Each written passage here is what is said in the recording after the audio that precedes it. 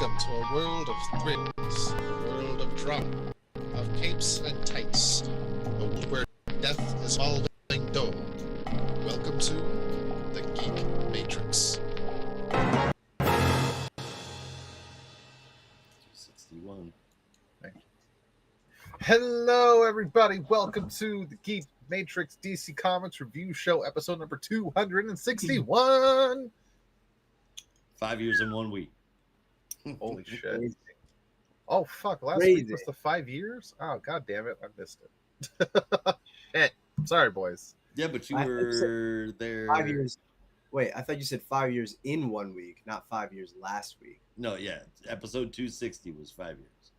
Oh, Yep. wait, I do remember that. Oh, yeah. Yeah. Well, Yeah. Fuck. Well, shit. Yeah, I was busy being a dad. You know, that shit happens. Yeah. And you got to go to Fan Expo. Yeah. Holy crap. Well, and you got some primo stuff, of which Oh, I'm absolutely not jealous about at all. you probably already have it, let's face it. You're probably like, yeah, I saw 3 copies of those in my shop yesterday.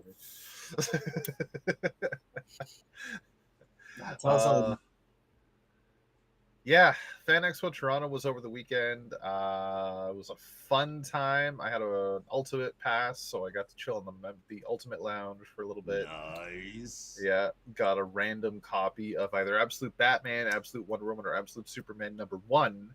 of varying degrees of variant cover. What'd you get? And What'd you get? I got the 2-in-1 ratio Ultimate all Absolute Batman cover. So it was the common. If you're a trading card player, you know what that means. It's the common variant, but it's still a cool variant. I love it. It's really cool. And if Scott Snyder ever comes back to Toronto, I will get him to sign it because I love it.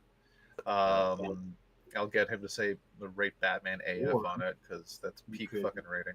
You could come to C2E2, where Scott Snyder has been known to come. A lot. Is Just Nick Dracotta saying. going to be there? I don't know. Ah, Actually, that's a good question. yeah. I know Hickman was there 1 year.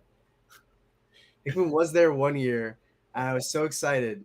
And then I got an email from his Substack that said Jonathan Hickman has COVID and will not be coming to C2E2. Oh, That sucks. come on. But no, it was still cool.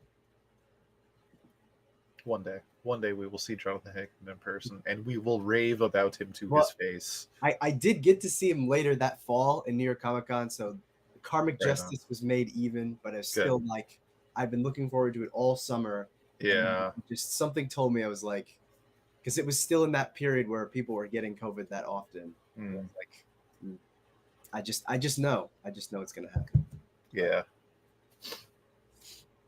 It's a Damn. shame when that happens. I hate cancellations. Tim Daly canceled actually Yeah. at Fan Yeah, Expo. did you I'm sorry, I don't want to interrupt, but I No, go for remember a little while ago you'd posted about the Men of Superman panel or whatever it was called. Yes, I wanted to go to that, but it was the Sunday afternoon. Me and my brother-in-law were there all weekend, and by the time we realized what time it was at, we were like, we're not going to make it to the other building in time. Because Fan Expo's in 2 buildings, and if you know the Metro Toronto Convention Center, to get to the other building, you have to go across this catwalk, kind of like skywalk a little way. You have to go up like 15 escalators, and then down another, and it's a constant lineup, and it's turtle pace the entire fucking time, and we had 15 minutes to get there.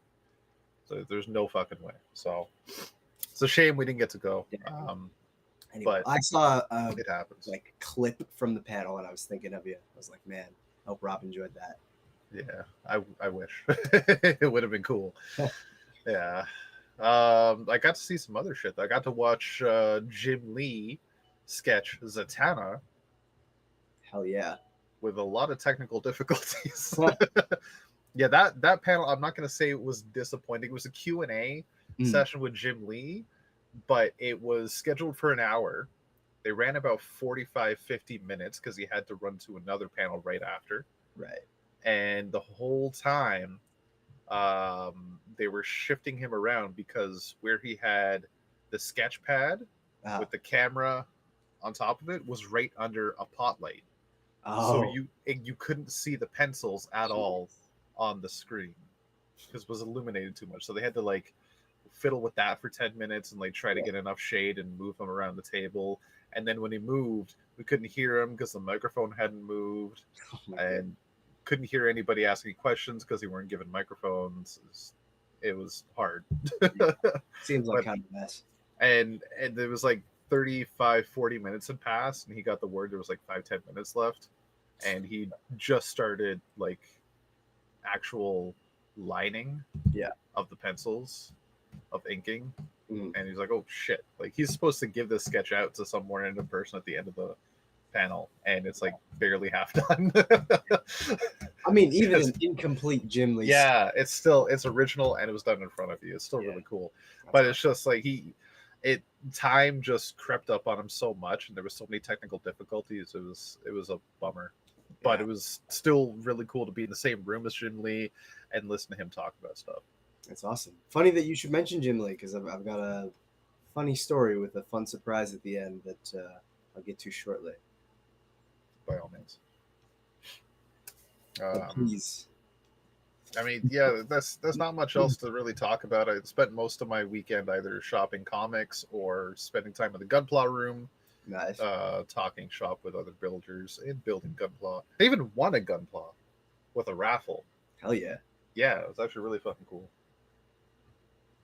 HG Rickdom, for anybody that knows it. Not necessarily a rare kit, I don't think, but it's still really cool. Yeah. I don't think any of the comics I bought are accessible to me right now. That's okay. You've shown off enough. Yeah. That's, Got some classic Captain Carrot, of course. Had to. of course. I actually got that issue of Teen. I don't remember what number. Is it Teen Titan? New Teen Titans, what, 27 or something like that? Oh, the one with the 26? Yeah, the inlay with the Captain Carrot issue, right? Yeah, like their official first appearance. No, it's damn. I want to say it's like 21 or 22 because I know it's during the Brother Blood storyline, but I could be wrong. I might be able to reach it. Because it can't be. I don't think it's after 23 because that's during the Blackfire storyline. It is number 16. Holy shit. So that's got to be. Earlier than Is I that the thought. issue where Starfire is like? Yep, that's the one. That's the one. Evil boyfriend from Hive. Yeah. That monster murdered the man I loved. Yeah, If you want to kill this man, you'll have to kill us first. yeah. That was an interesting issue. I might. Well, I'll definitely read the Teen Titans stuff, but like, I'm in this for Captain Carrot. You were literally the reverse of me because when I saw that inlay, I was like, skip. I did not give a shit. I was like, nope, I'm in this purely for the Titans. Couldn't care less about Captain Carrot and whatever the zoo crew are coming up with right now. Just tell me what happens with Starfire and Franklin and how this is alive. Get to it. Yeah, or I can skip the Titan story, go straight to Captain Carrot. So what we need to do is we each have a copy, I'm assuming, because you've completed your New Teen Titans run. We get a third copy, cut it in half, and then we each get a perfect copy of that issue for each of us. There you go.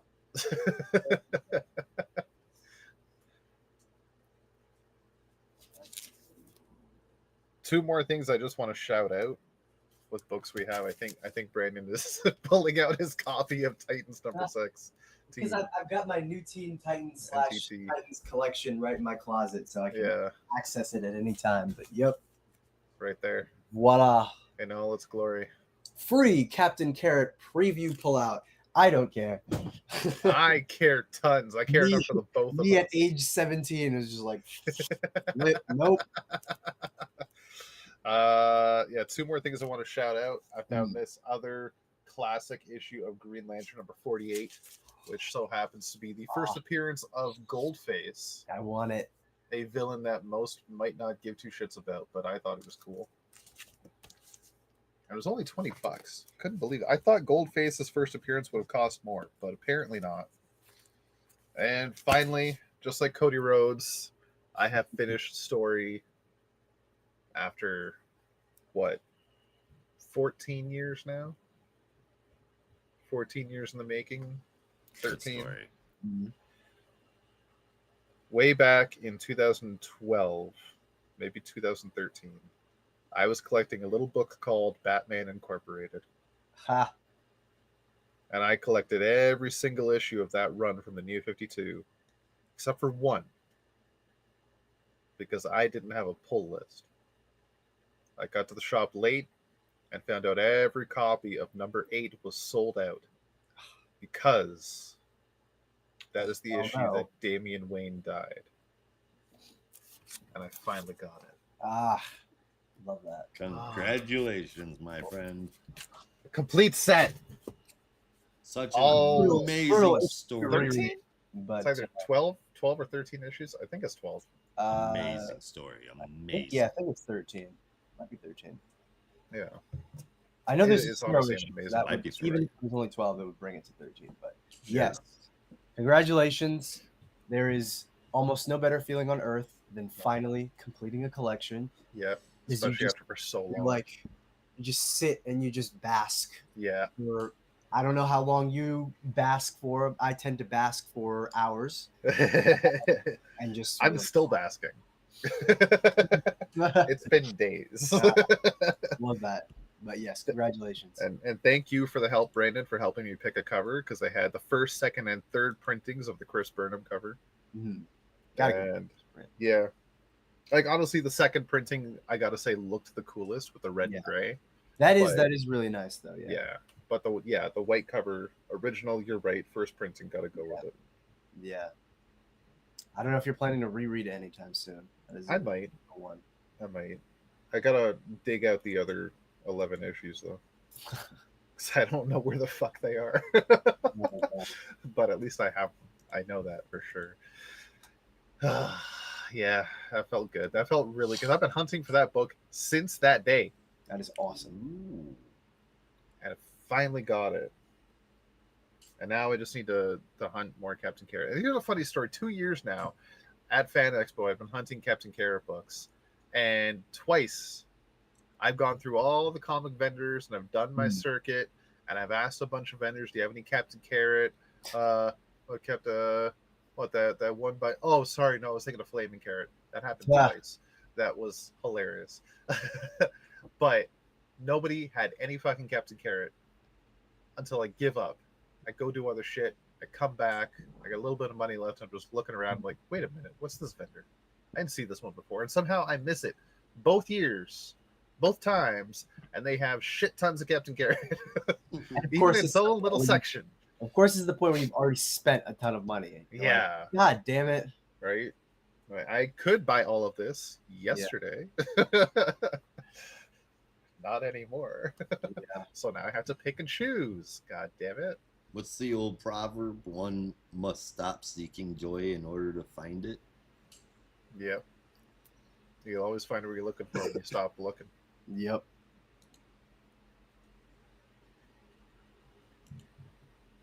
I lost my That's 'cause keys. you Well, start found looking for your phone.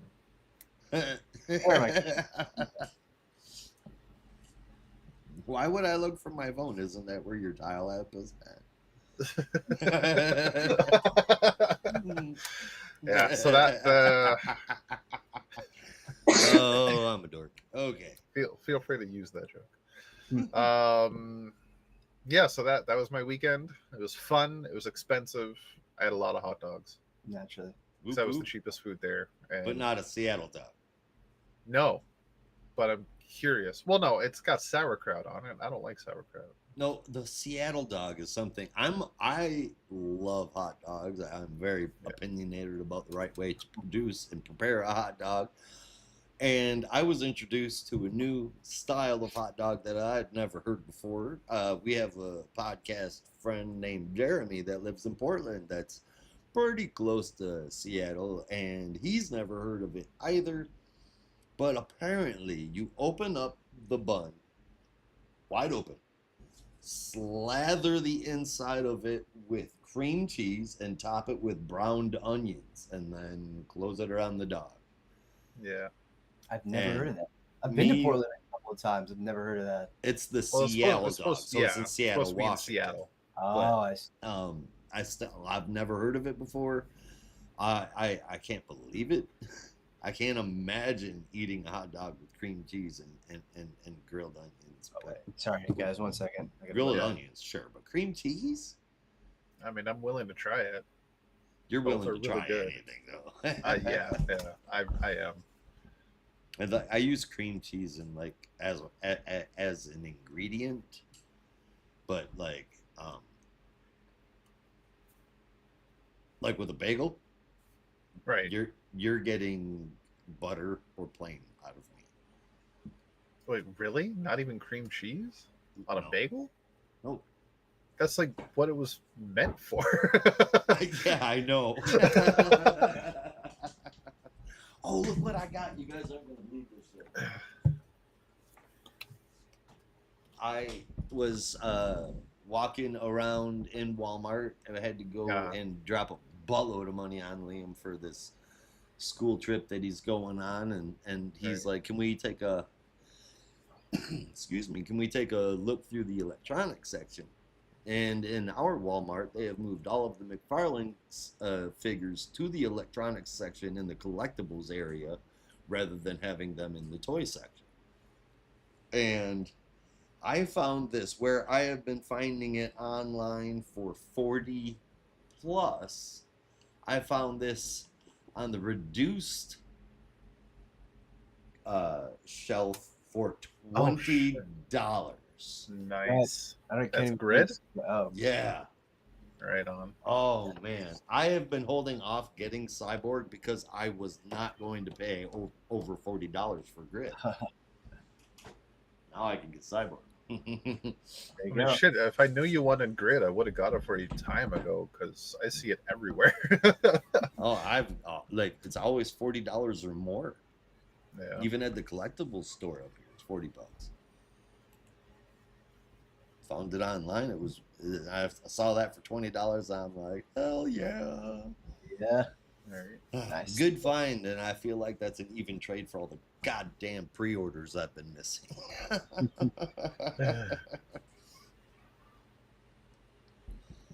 All right. Should we end it on the up? I think we should end it on the up note that Brandon has with his Comic Con tale. But I just want to say something real quick about DC Comics. Something that I've noticed here. It's been going on. It's like, what the hell? Okay, I thought yeah, that was weird. But all right, okay. So can I just say, DC Comics? I mean, it couldn't hurt them to save a little money, right? Cut some unnecessary spending. So, I guess. Look, previews in the back of a book are important. It gets people interested in a story. It's an effective form of marketing. DC Comics should definitely keep doing it. But what they don't need to do are two things. One, you don't need to put it in every single issue that you release in any given week. And two, get your shit together. A preview is like, typically 4 to 6 pages, right? And you have to consistently releasing issues with backups for series that came out a week or two prior.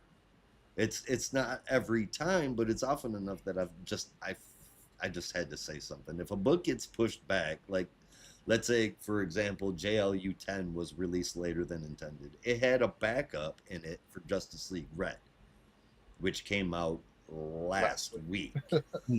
So, okay, it's only off by a week, right? No biggie. Once something is published, it's done, but it's actually off by 2 weeks, because if it was off by just one, it would have been released the same week that the issue ran. And I think I'm just going to suggest that you put the backups in not the week before, but 3 weeks before. You still get the same interest. You get people waiting. You don't run the risk of putting out preview backups the same week or worse after the release of a new series. That's not effective marketing, and it's essentially lighting money on fire. So I just had to get that off my chest. It was aggravating the shit out of me. I think 3 weeks, not a full month. If you do a full month, people might mess up. But 3 weeks, so DC doesn't mess up either. Yeah, I don't know. I guess not to get like uh, Publishers. philosophical, but I don't know. There's an immortality to comics that even if it is later than the actual release date, I think the intention in a grander sense is, hey, this looks interesting. I'd love to read it. Maybe I can't pick up issue number one, but I can read Justice League Red. You know, like I mean, honestly, I would have never heard of a series like The Power Company, for example, right? Not the recent one, the one from 2003, if not for the exact same thing, for previews in Teen Titans way back in 2004, whenever that was coming out. Yeah, they Right? definitely need to Oh, stay that looks there. interesting. That's something that I would, kind of want to check out. Now, I agree, the timing should probably be a little bit better if the goal is to make sure the first issue gets enough attention. But Yeah, I think that's at what the I'm end of the at. day, it's just like, if someone sees it and they're interested and they pick up the issue or the trade or whatever, then you've done your job. I mean, ish.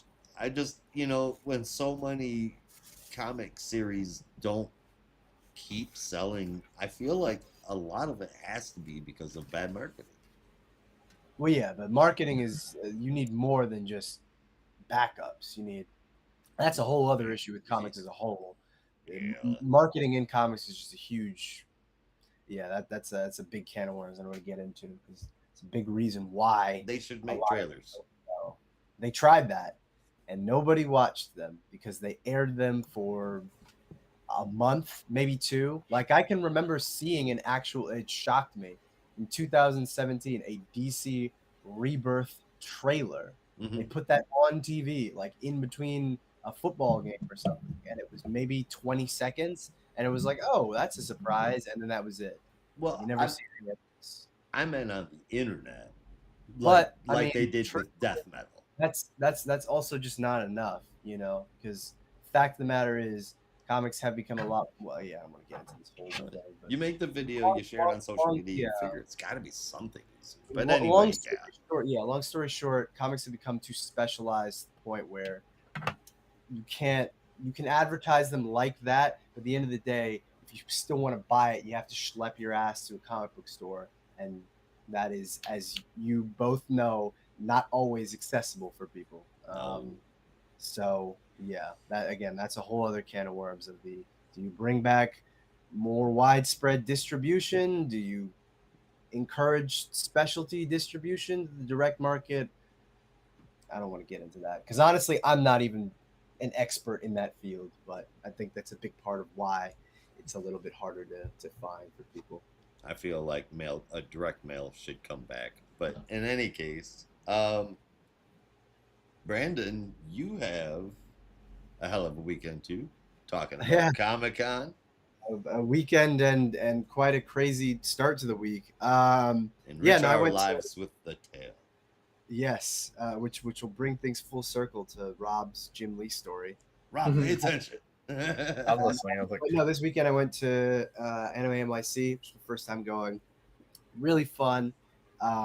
Obviously not as comic focused as Fan Expo would be, but still a really good time. Got to go to like 2 or 3 panels, which were pretty interesting. Like I'd been getting more into manga over the past 3 years, but obviously my first and expertise is more in American comics. So this was just more like, hey, I'll dip my toe in here and see what they have. So it was really fun.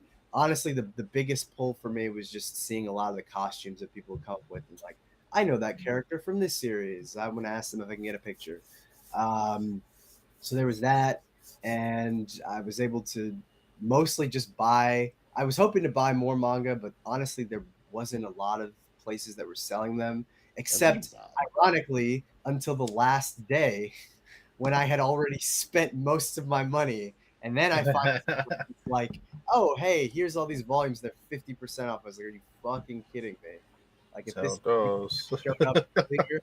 But yeah, no, I got a bunch of really cool figures, which is nice. You got to bring your day after Halloween cash, man. Yeah, this one I showed on our Discord is really cool. Hell Goku, yeah, that is a not sick turned down. statue, Uh, dude. And this one, which I think might be my favorite, I love Bleach. but Oh, really Bleach is amazing. Oh, nice. Ichigo. for Oh my. I this one was another one where it was the last day and I saw it, and I've seen it a couple of times before, but it usually sells for like $50. But this guy was selling it for 30, and I was like, I I really shouldn't. I really shouldn't do it. But I had the moment I said I shouldn't do this, he was like, no, but you have to. So I ended up getting it. You're like, how do I argue with logic like that? How could Right. I protest? But another really interesting thing that I'd never seen before, there's a publisher, Kodansha, who Right. does a lot of manga stuff. Mhm. I They guess do a they're lot of manga. their 45th anniversary. They were putting out this English version of Young Magazine, which is a weekly magazine they have. I think it might be monthly. But the catch is, well, I kind of already said it, but it's published like a traditional manga magazine, but it's all in English. And I'd never seen that's anything a like trip. it before. Yeah, and they're all new series, and I guess they're doing this contest where you vote on one of the like 20 or so series in here, and one of those can potentially become a serialized series in Young Magazine in the future. So I was like, they were handing them out for free, and I was like, I gotta get this. Like, I've never seen anything like it. And, Kodansha tackles a lot of different kinds of stuff. That's really Yeah. cool. That's and really cool. they have a number of like series that you've definitely heard of before: Fairy Tale and Vinland Saga, and what else am I forgetting right now? Blue Lock and all that stuff. So really fun. Definitely would recommend going. Honestly, kind of a nice change of pace from New York Comic Con because it was a little less crowded, and I liked that. Still crowded, still a convention, but less crowded. So I'm not like bumping into people at every Right. single possible turn. And Yeah. Artist Alley is not like a bloodbath. So that was nice. But that brings us to Tuesday. Tuesday, August 26th, 2025, in the year of our Lord, Tuesday. where Midtown in the year of our Lord Don Taylor. You got it. yeah, Midtown Comics, everyone's favorite comic store in New York City, had a little signing for an artist you may or may not have heard of. He's done a couple of things. Mr. Jim Lee, Oh my president God. of DC Comics. Wait, he literally he just like crossed just- Lake Ontario? Like went from Ontario, hopped the border, and presumably went back to New York. I don't know, for business or something, even though DC's in California now or whatever, and decided, hey, I should do a signing for Hush 2. And naturally, as you would expect for a Jim Lee signing, that was also a bloodbath, but a very funny bloodbath. So I have friends that I've known like since middle school, and they were pretty much the person that got me into like Jim Lee and kind of comics, but like my first introduction was through them because they loved their artwork, and I was firmly in the camp of like Neil Adams is the greatest comic artist of all time, which I still kind of believe, but no one will ever compare. And she's like, hold my Jim Lee, and I was like, okay, Jim Lee's kind of cool. And then I read Hush that summer for the first time, and it was, I mean, when you're younger, you think it's the coolest thing ever. When you're older, the story's okay, but the art is still great, and I still stand by that. So this was like a really cool full circle moment because they've been living in New York for a while, and it was just like, you're also going to Jim Lee signing. Oh my God, like let's go together. And thank God they did, because if I had gotten there any later, we would have been fucked because the line was so long they actually had to start handing out tickets, and we were the last 5 people. holy And shit. there were at least 20 or 30 people behind us that did not get tickets that had to leave and were pissed. And there were still about 10 people hanging around throughout the rest of the evening, just hoping they might get a chance. But honestly, it was, yeah, they were just hoping that he would make an exception. But I'm like, it's Jim Lee, you know. They were able to at least cap it at 200, but it would have gone on for twice that if they had not stopped. But no, aside from that, it was honestly like one of the most fun signings I've ever been in. I think mostly because people were so pissed and like on 10 the whole time because they just wanted to get their signature and get out. and everyone was watching the live stream, and they're like, "Man, hurry the fuck up!" and like just trying to rush people along and everything. But it was really fun because like me and my friend were hanging out in line. There were a couple of other people, and we're just like hanging out and chatting. And I had the brilliant idea. I was like, you know what, just once, because usually when the line is that big, especially in the financial district, which is where that Midtown Comics is located, you have people coming up and they're like, "Hey, what are you standing in line for? Like, what's going on?" And you're like, "Oh, a comic book signing." They're like, "Oh, okay, whatever," and then they just walk on and go wherever they're meaning to go. But I had the brilliant idea. I was like, you know what I should do?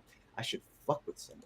I should gaslight someone and Oh tell my them we're in line for something else and see what their reaction is. So the answer that we came up with for the first round of gaslighting was, if someone comes up and asks you what you're in line for, say we're standing around for free Teslas. We did that for about 20 minutes.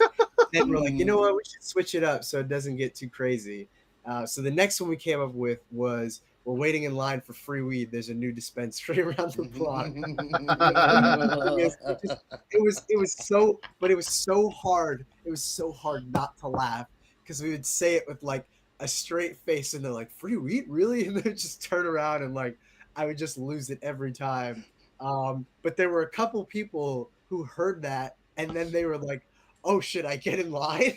We're like, "Oh, no, the line's capped. Like, it's only 200 people. But maybe we'll get some for you." But there was another lady who asked, and then went around, like stood a couple of feet away and started live streaming. And she's like, "Apparently, there's a bunch of people in line for free weed." Oh my god. This is the greatest prank of my life. So that was really fun, and we were just Bags of weed autographed by Jim Lee. Well, at first we were like, should we go the extra mile and be like, "Oh, the dispensary is in Midtown Comics and it's like Batman themed weed, like we'll call it like Bat Smoke or Bat Dank or something." Like, just come up with something ridiculous and see if Hush people, Kush. yeah, I was gonna, something like that. Hashish. But we didn't go that far. But no, that was honestly like the most fun stuff, and just like hearing people yell and get mad at people who were taking up too much time during the live stream. But at long last, after 4.5 hours, we finally got in the store, and like we were really at the end of the rope at this point. Like, the sun had gone down at least an hour ago, but mercifully we were able to get a very tired looking Jim Lee to sign our stuff, which was nice.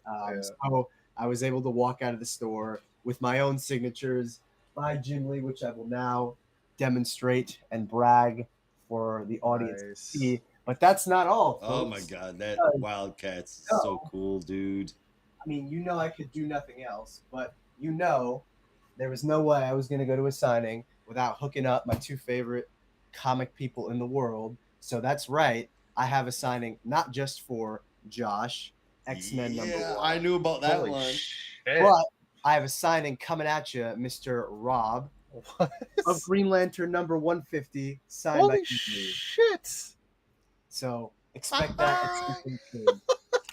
I didn't tell you, Rob, are it's you like familiar with that surprise. cover? Because Brandon held Yes. it up real close. Yeah. I think I have that issue too. Well, now you have two. Hal, Holy John, Guy, and shit. Kyle. That's a great fucking cover. Yeah. Right? Oh my god. See, I'm laughing right now because you shared that Wildcats cover on Discord through the week. Oh, I yeah. saw the signature and you're just like 13-year-old me is screaming right now, and I'm just Oh, like, you saw that on my Instagram yeah. story. Oh, that's what it was. Your Instagram story. That's Yeah. what it was. Yeah, and like I was thinking like, well, whose signature is that? Because it looks like Jim Lee's, but it can't be Jim Lee's because he's in Toronto right now. This is Little like, do you know. You know. Unless I snuck my way up to Toronto somehow, but no. yeah, right. So I hope that would That's be a pretty crazy. wicked surprise for you. That Rob's is- laying in bed and goes, and I think Brandon came to Toronto and didn't tell me.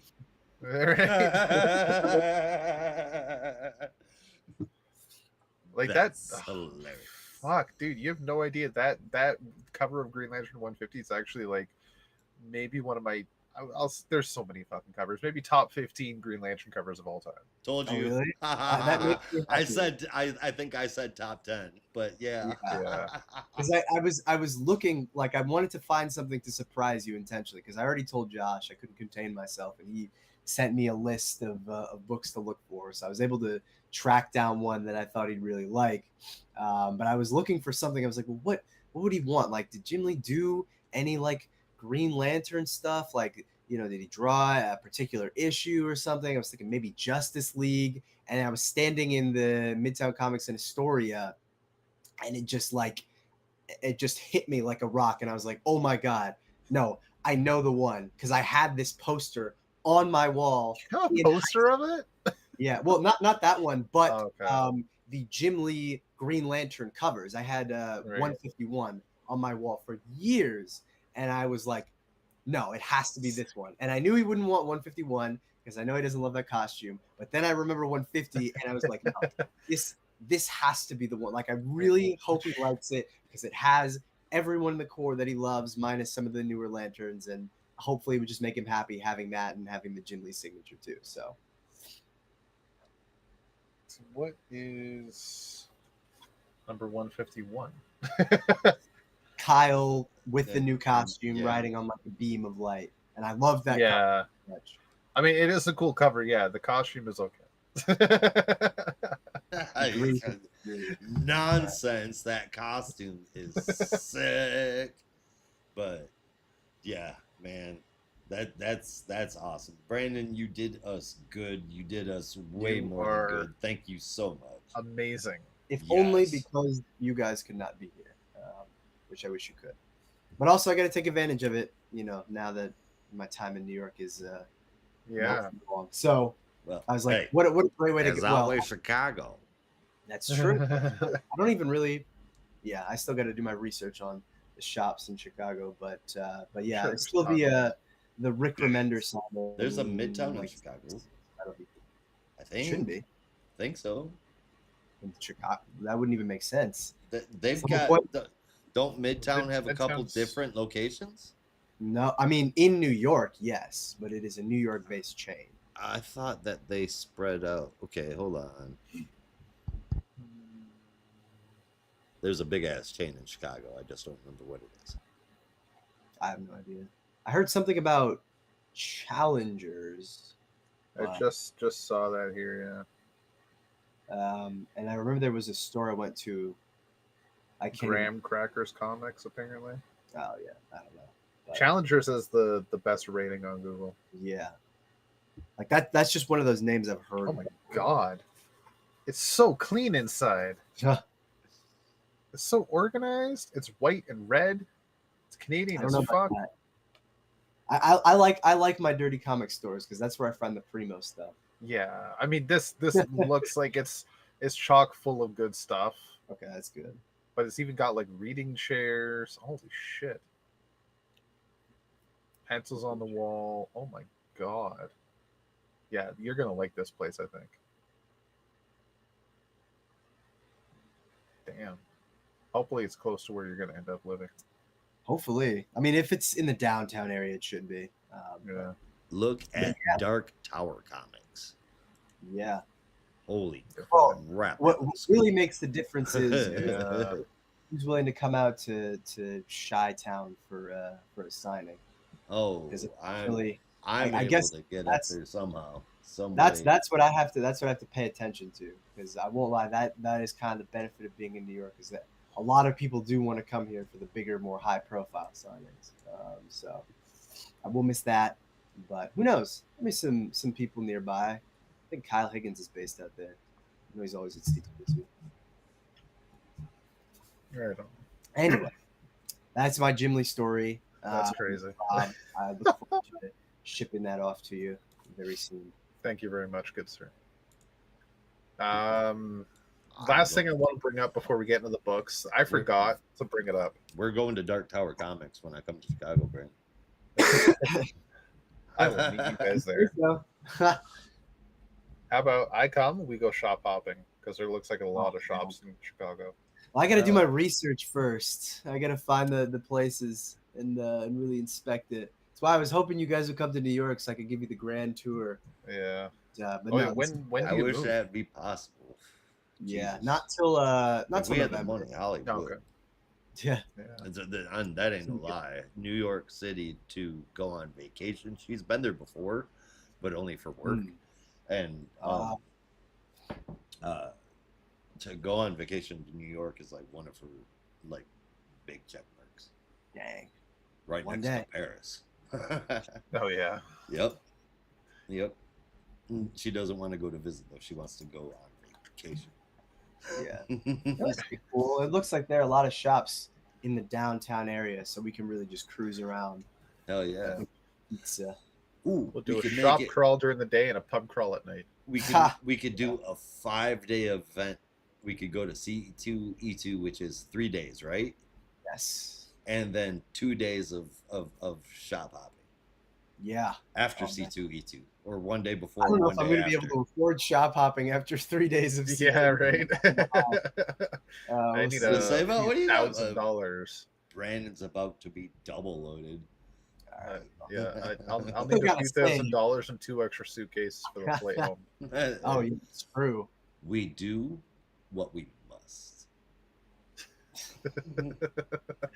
Okay, GLaDOS. Oh, man. Yeah, if you all don't get that reference, you're too young. Play Portal. It's a fun game. Who hasn't played Portal? Kids. Kids. What kids? Young kids. Kids. Young like, younger kids. than you. 4? Well, we say fuck. So if you're younger than Portal, then you shouldn't be playing. It shouldn't be listening. Yeah, right. Out of Portal's pretty old now. It Portal is. might be older than Brandon. No way. When did Portal come out? No. Hey, the first Portal came out like 2009, I thought. I thought it was older than that. Let me see. Portal. Maybe that was Shit. Portal 2. Maybe I'm way off here. One came out. Like 2007. Oh, okay. Shit. I thought it was like 2004, Oh, yeah. 2002 or something like that. Okay, 2007. Fair enough. I didn't play much of the original, but definitely played a lot of Portal 2. Yeah. Portal 2 1 is fantastic. Both of Yeah. them are fucking Yeah, both of them fantastic. are amazing. Dude. Yeah. But Um, Portal 1 has a soft spot in my heart for just being like so simple Yeah. of a story. I And get really well done. Yeah. I think I definitely just have a soft spot for Portal 2 just because it was like one of those early console games that I had. We'd just gotten the, I think it might have been the Xbox 360. I was like, Right. this is awesome. Yeah. Finally, I can play something else besides my aunt's like demo copy of Halo 3 ODST. It's the only game my brother had. All right. We got the orange box on disc. Get Portal, Half-Life 2, Oh, and I Huh. want to say Team Fortress 2. I Team can't remember what the Fortress other one 2. Yep. was. Yep, that's what it was. Hell yeah. I remember that Yeah. thing. I had it too. Yeah. It's still going, eh? Team Fortress 2? yeah. I'm shocked people are still playing that. Yeah. The game is over a decade old, if I'm not mistaken. Oh, that's like over a decade and a half old. I'm pretty sure that one was 2004. Whoa. It's Team definitely Fortress early 2? 2000s. Yeah, Yeah. pretty sure. It's much older than you think. Team Fortress 2. Oh, fuck, 2007. 2007, yeah. Another one is fucking good. That's still like almost 2 decades. Yeah. Yeah. Oh, I don't want to hear your shit.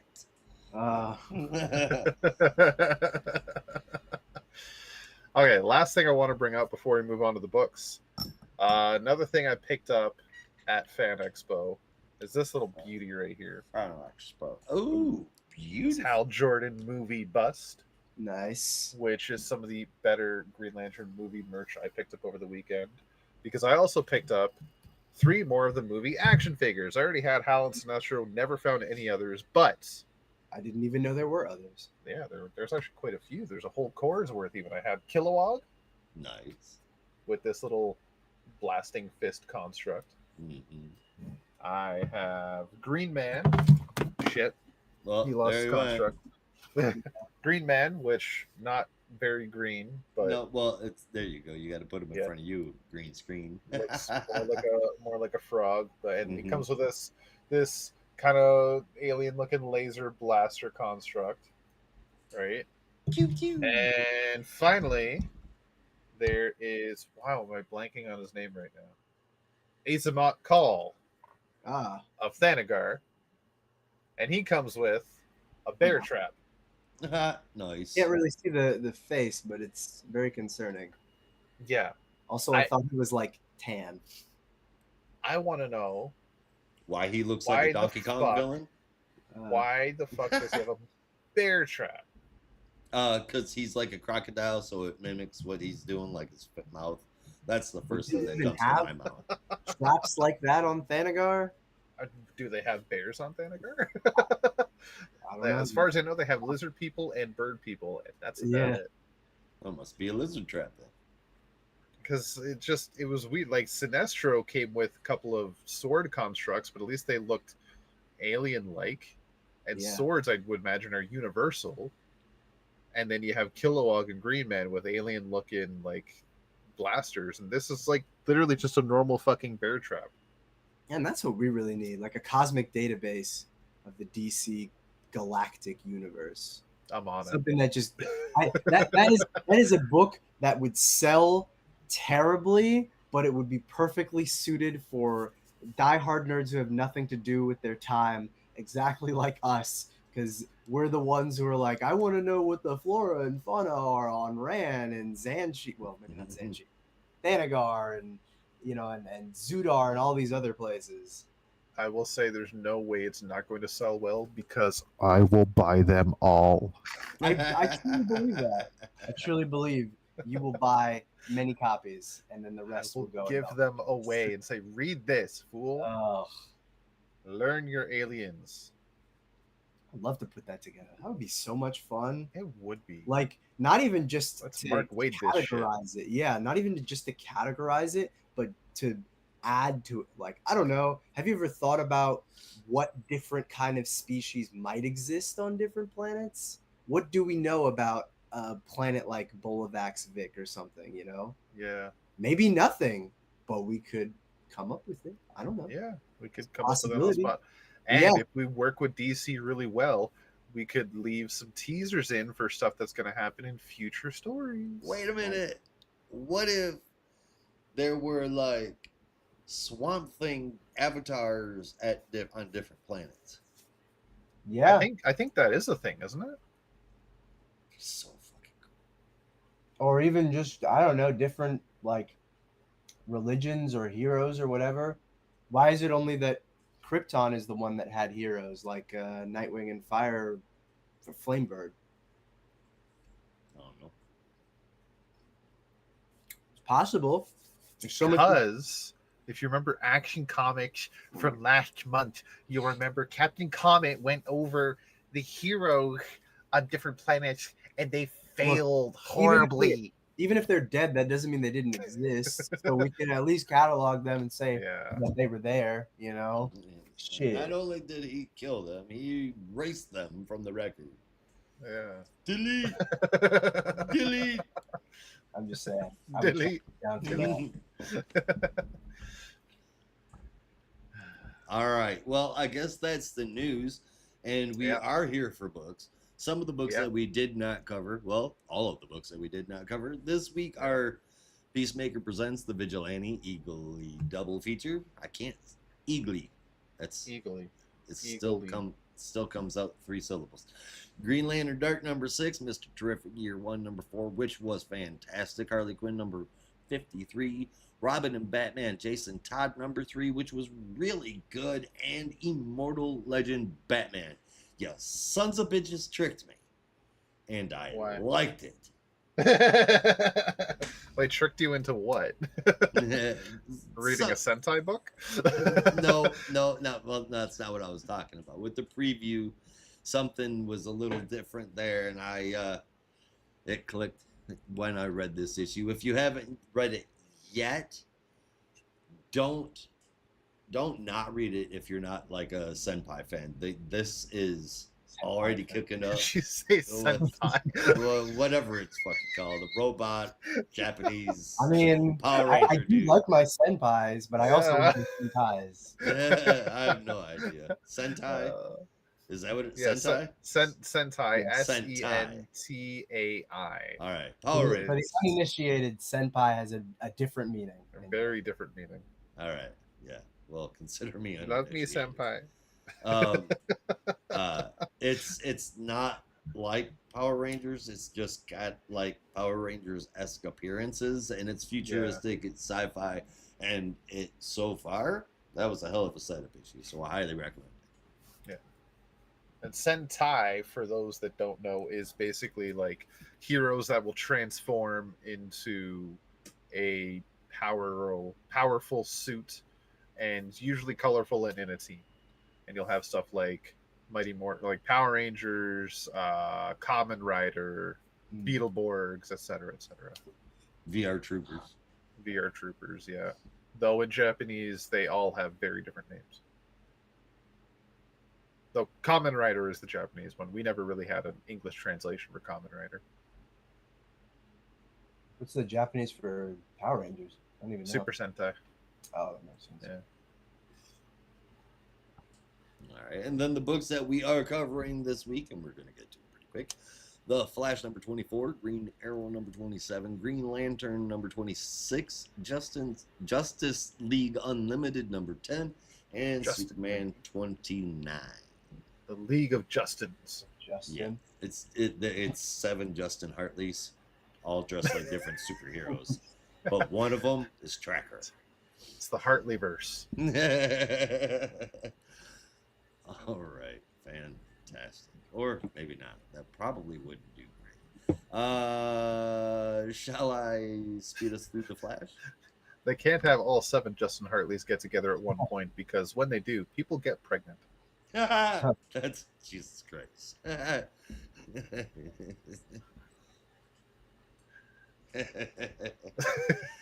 Every fucking joke Stephen Colbert ever made about the Tracker is rolling through my head right now. Alrighty-o. The Flash number 24, written by Simon Spurrier, art by Vasco Georgiev, colors from Matt Herms, letters from Hassan Asmani Halal, and a cover from David Paratore. I feel like it's a quick one. I'm going to get right to it. The issue starts out with an easy summary of what's happened up until this point. They're trapped in a dark dimension, which is actually Eclipso's rage turned physical, and it's really because he doesn't feel loved by Darkseid. There you go. This Shard Wally and Jake go to battle Eclipso, but instead break through to him about how he doesn't need to hate, and that's not who he has to be. And it actually fucking works. Eclipso lets go of the hate, which is bad. Bad because now Foxy doesn't see that in Eclipso, which was why he wasn't giving Eclipso the power. But one thing that hasn't changed is Eclipso is evil. He has not changed, merely his motivation has, and Foxy, not realizing it, just hands it all over. Uh-oh. Meanwhile, Irie shows up to stop Black Suit Wally Prime, if you will, from going that last step and going too far with his powers just to inevitably die. Except he tells Irie that he's not Wally Prime. He's just the oldest Shard. His words are, and I quote, "This process, the way it works, we're not copies, Irie. We're not just echoes of some Flash Prime we split. We're all him, or none of us are. So, all this time, these aren't copies of Wally going off to die. They're pieces of him." Oh Now, boy, that's not gonna fracture him at all. No. back with Shard and Jay, a rather beat up Pilgrim with some new pieces, is telling them how teaching Eclipso not to hate caused all of these things, and it happens within days, if not hours. Back with Irie and Not Prime, and Shard and Jay show up just in time for everyone to see what Eclipso has truly become. And he's about to carve Earth into a gigantic tribute to his spiritual daddy Darkseid, turning the Earth into basically a statue of Darkseid's face. End story. I know everyone hates this story, but I don't. It's been really good to me. I do hope that our Wally comes back like regular Wally, because all of these aren't full Wally.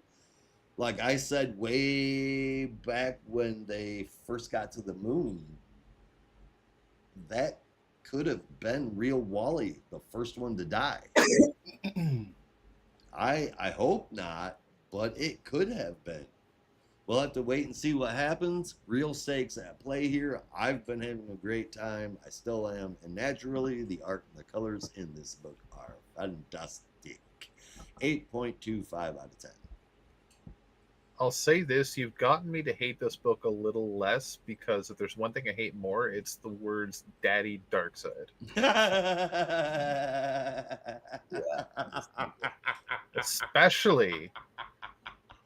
Especially when you throw senpai at the end of it. I didn't. I didn't. That was you. You just did that. You said senpai earlier, so it got stuck in my head. Daddy Darkseid senpai. Stop it. I don't like what senpai might mean. Quit. It just means like teacher or something. Yeah. But the way Like- he's saying it doesn't sound like teacher. It sounds like I brought Well, my it's pencil. It's not Give me always something used to that write way. That's what I'm saying. on. You gotta watch more anime. Yeah.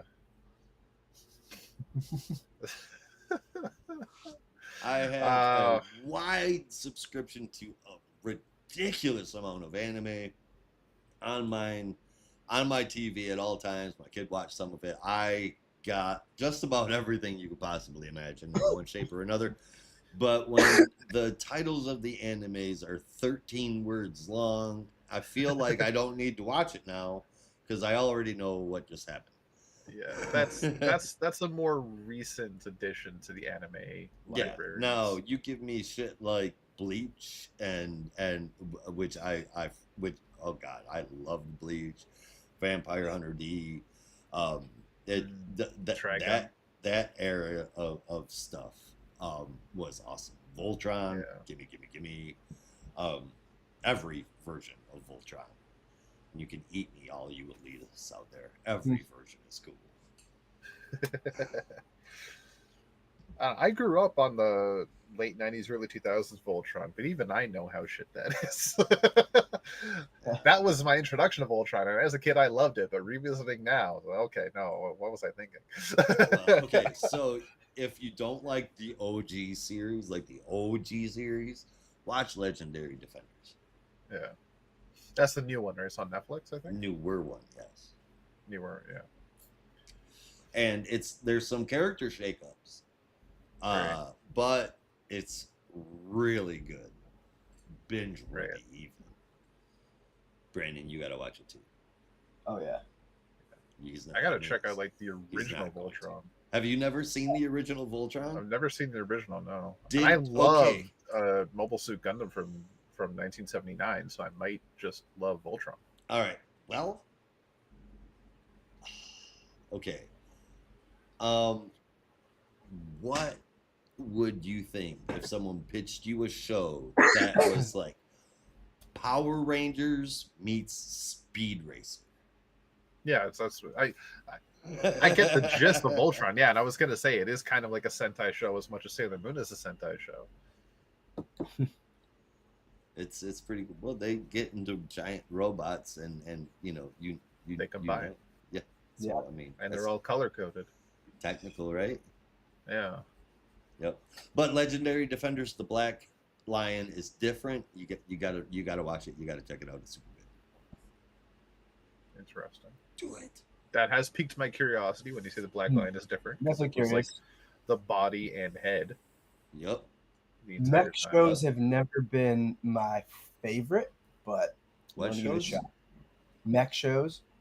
Mech shows. Oh, Mech yeah. shows. This is like mystical mech. I'm sorry. Kind I don't of. know. Those are my favorite shows. I don't know. It's like I don't know. It's like romance or something. Not that shit on it. It's just not the kind of thing I would actively seek out. It's like, okay. I But get this to watch isn't it. okay. It's So good, Legendary Defenders is not like any of the Gundam shows. Just to make Yeah, that clear. Gundam is kind of romanticized and all about war. Yeah, Uh, yeah, and this is not.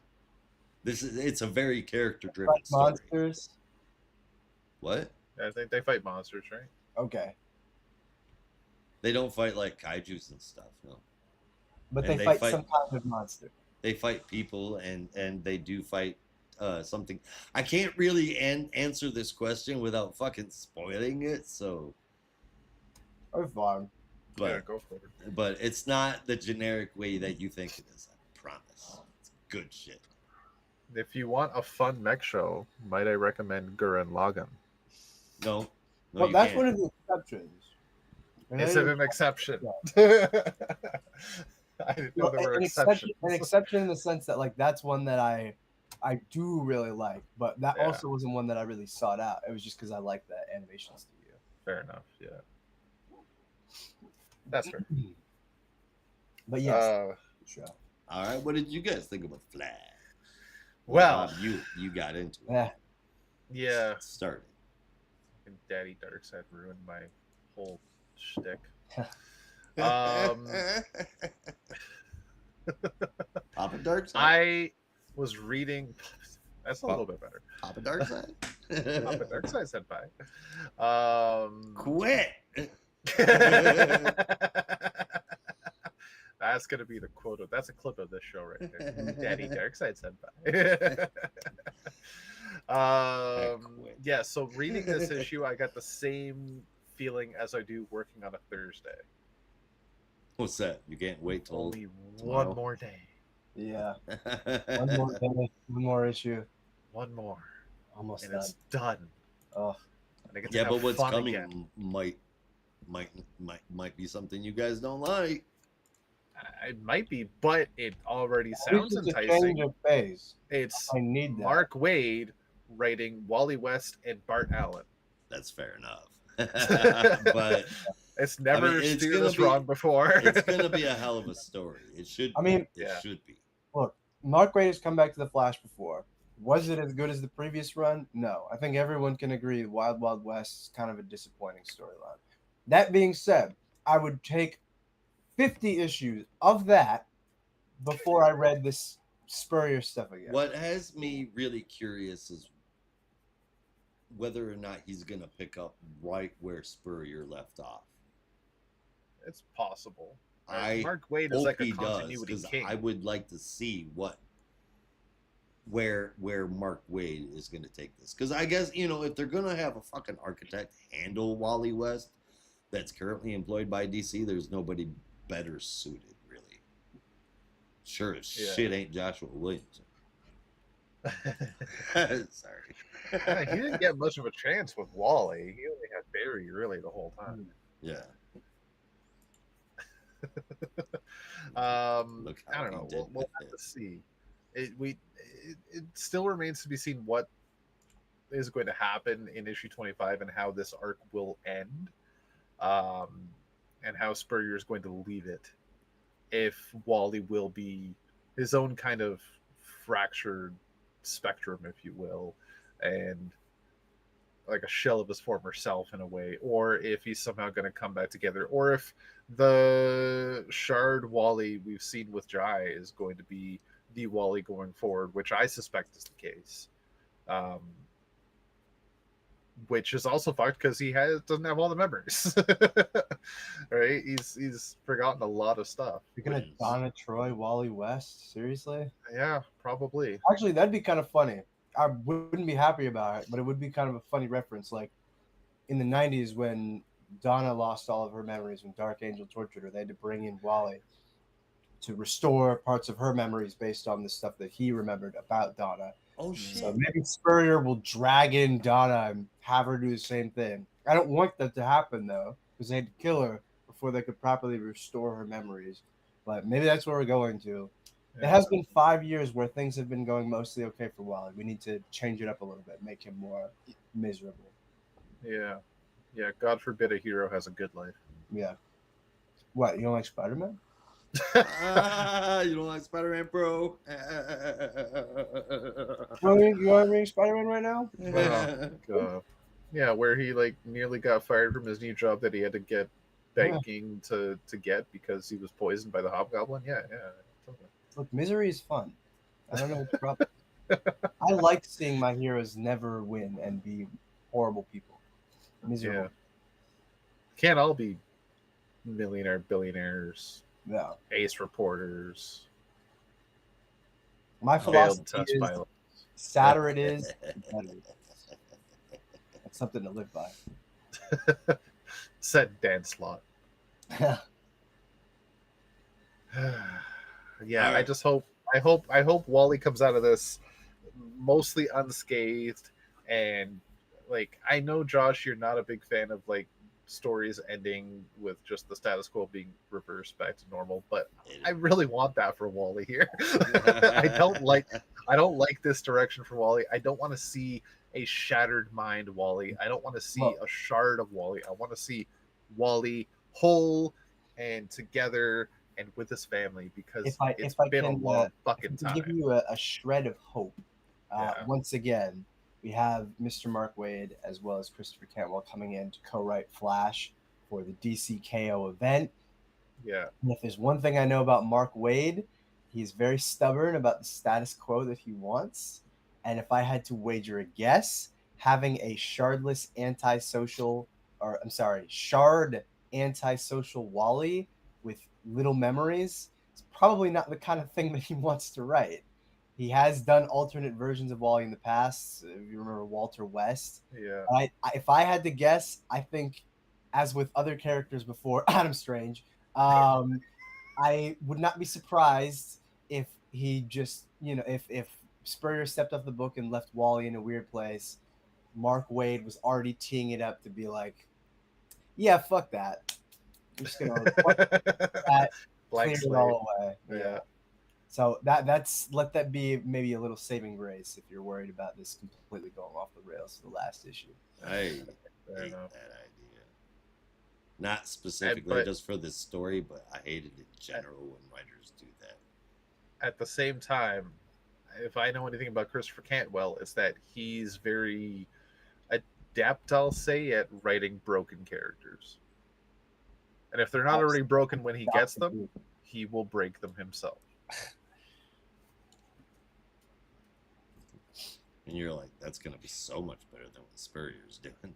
I trust in Mark Waid. Yeah, trust in Waid. Trust. Yeah. All right. Well, what's your score, Rob? I don't know, like 6.5. Yeah, let's say 6.5. It wasn't like a horrible issue, but at the same time, just like this thing with Calypso's getting on, and it's kind of off the rails now, and just doesn't really make sense anymore. You never thought it did. Yeah. It's gone from deep science to deep what the fuck is happening. Deep caca poo poo. Deep caca poo poo. All right, Brandon, you got any thoughts you're willing to share? The great eminence Brian Bendis. Nothing more that already said.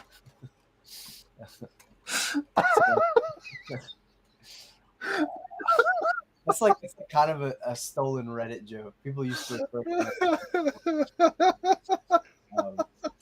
to anyway. No. Just how off the cuff that was, or Josh's reaction. I'm so offended. Yeah. Anyway, Chris I have much like, to feel say like talking to me. that wasn't already said by Rob. At this point, it's kind of like, okay, this is like a class that I've been forced to take in high school, and it's almost over, and we're almost at the end of the semester, and I'm like, one more assignment to turn in, one more test, and then I'm done, and then it's summer or winter break or whatever the hell, and I'm out of here. So I just got to get through this last issue, and then we're done. We're free. We can move on to something else, preferably Mark Waid stepping in, and very similar to Adam Strange. Let's just let's walk back some of the whatever the fuck this is. Brandon's ready for his after midterm party. I'm ready for Rager. I'm ready for my start of summer house party. I'm ready to get the hell out of here. I'm tired of taking philosophy class. So yeah, 7 out of 10. If only because I will say this much: the final Eclipso form is very cool. All right. That's it. That's the kindest thing I can say. All right. Well, you want to take a shot at the next review then? Sure. Shouldn't take too long. Green Arrow number 27, written by Mr. Christopher Condon, with art by Montos, colors from Adriano Lucas, and letters from Buddy Bedoin. I don't know how to say that. But anyway, Leanne bursts into the hospital looking for her missing father, or bursts through the hospital looking for Mr. Father, asking around but getting no luck before going to the rooftop to find Roy standing on the edge. In the meanwhile, Ollie is on the hunt for who is poisoning people with drug-tipped arrows and manages to get a lead from a man named Phil, whom he has to torture within an inch of his life, giving a little bit more information on the mysterious archer behind it, known as the Crimson Archer, shoots people with powerful arrows and a drug that they're calling blood, also crimson sand, and apparently it produces a high unlike anything else. We cut back to Roy and Leanne at the hospital, where Roy has a really nice heart-to-heart opening up to Leanne about his history with substance abuse, which he's already done, but I'm going to overlook that. And Ollie, in pursuit of the Crimson Archer after seeing Crimson Smoke, manages to stop the Archer momentarily from poisoning an unsuspecting drug pusher. But unfortunately, the Archer is too fast, manages to get an arrow in the pusher, and escapes, leaving Ollie to look after the guy and hopefully get him to the hospital in time. That's our issue. Man, I ain't got anything else to say about this series except that it's freaking awesome as always, and character work is out of this world. Like, even in a week where I'm not feeling great, or I don't know, I'm feeling a little lax on comics as a whole, like, this issue is just, or this series just brings me right the fuck back in. It's just incredible. It's always incredible. And Condon's voice for characters is just impeccable. And again, it kind of goes without saying, but the paneling for Montos continues to blow my mind. It was almost rougher in this issue, but I really liked the way that they were able to utilize that, especially during some of the scenes between Roy and Leanne. So great stuff as usual. 9 out of 10. I got nothing else to say, except for the little continuity hiccup of Roy talking about his substance abuse for the first time. I was like, Leanne knows that already? I don't know. The continuity is so confusing. I mean, she knows about it, but I mean, you know, I think it was just like he had to say it now Yeah. to kind of work through what he's going through. That's the way that I took it anyway. I see. Yeah. Not like No, I have to tell she you, did say or that. like I have to say this. Yeah. You know. No, that was in a panel where she said, "Dad, I know this already." Say, "No, I have to get this out." I see. Yeah. So Yeah. That's Fair. still deserving of such high praise. Rob, what do Yeah, you I think? agree. This might be my favorite issue yet of Green Arrow All right. for this numbering. This was fan-fucking-tastic. It was a page turner. It was super interesting. Heartfelt moments with Roy and Leanne. Ollie doing his thing as Green Arrow, and it was badass all around. I forget how it ended though. Oh yeah, with the guy. Yeah, the guy got stabbed. Just fucking spectacular stuff. Chris Condon and Montos are just stellar team. Holy shit. Yeah. Yeah, like they. Fuck man, I don't know. This feels like a Green Arrow we've been waiting decades for. You know. For a while, fuck yeah. Yeah. I mean, Like, we've had some really good say Green it Arrow in as stuff. few words as possible. Yeah. Well, it feels like the sort of natural continuation of, I would say, A lot of the Yeah, stuff for we the- got during Rebirth, but obviously Mike Grell being the biggest influence I can think of. Yeah, and it definitely is. Like I think you said it last month that is a lot of people saying it's a spiritual successor for Mike Grell's run. It definitely does feel that way, but it's got that noir, gritty vibe that I think works really well with Ollie. Yeah. I And think he's in many the people costume. would agree. Yeah. Yeah. I think, like I said, the Josh is laughing, but it's true. Like the biggest thing that people point out about that run is it's ashamed of itself. It didn't want to be Yeah. called Green Arrow, Yeah. and that's why Yeah. Ollie is like barely in costume in later issues. But this is that. It's got everything. It's got the drama and the gritty realness of Mike Grell, but the superheroics that we've come to know and love of Green Arrow. It truly is the best of both worlds. Yeah. That's Agreed. getting honestly, fuck it. I'm gonna bump it up to a 9.25 out of 10. Well, there you go. This is the arrowist of all the green ones. It's so Not bad. badass. Hashtag not my era.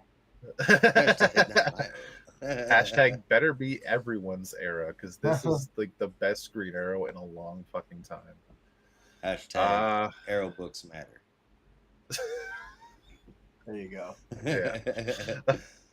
There's not much to, go ahead. 9 out of 10. Right on. Yeah. There's not much to say that isn't pretty straight to it.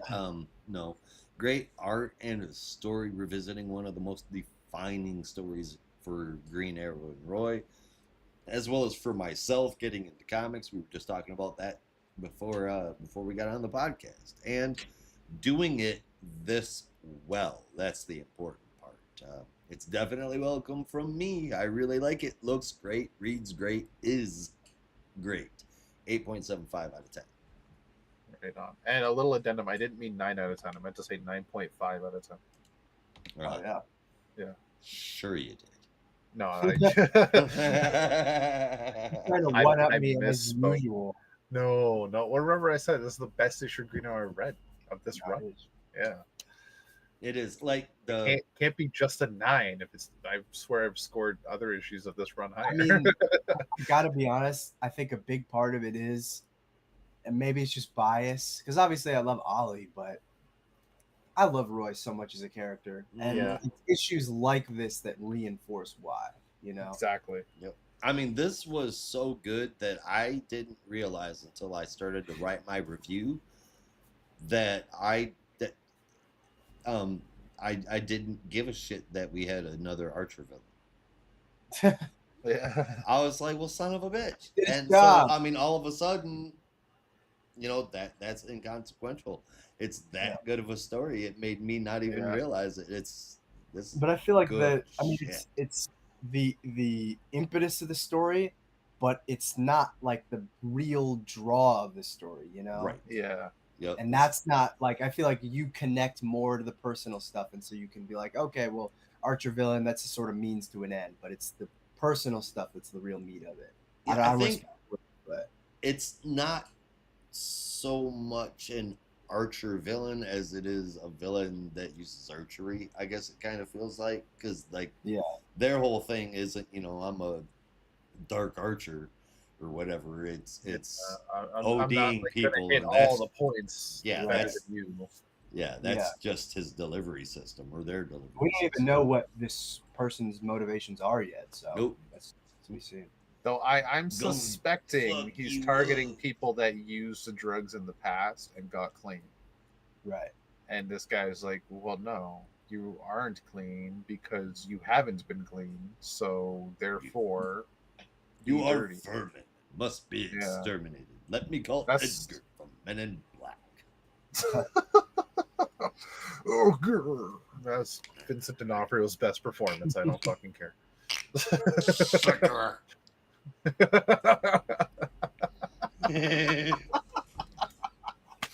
You do that really well. Holy fuck.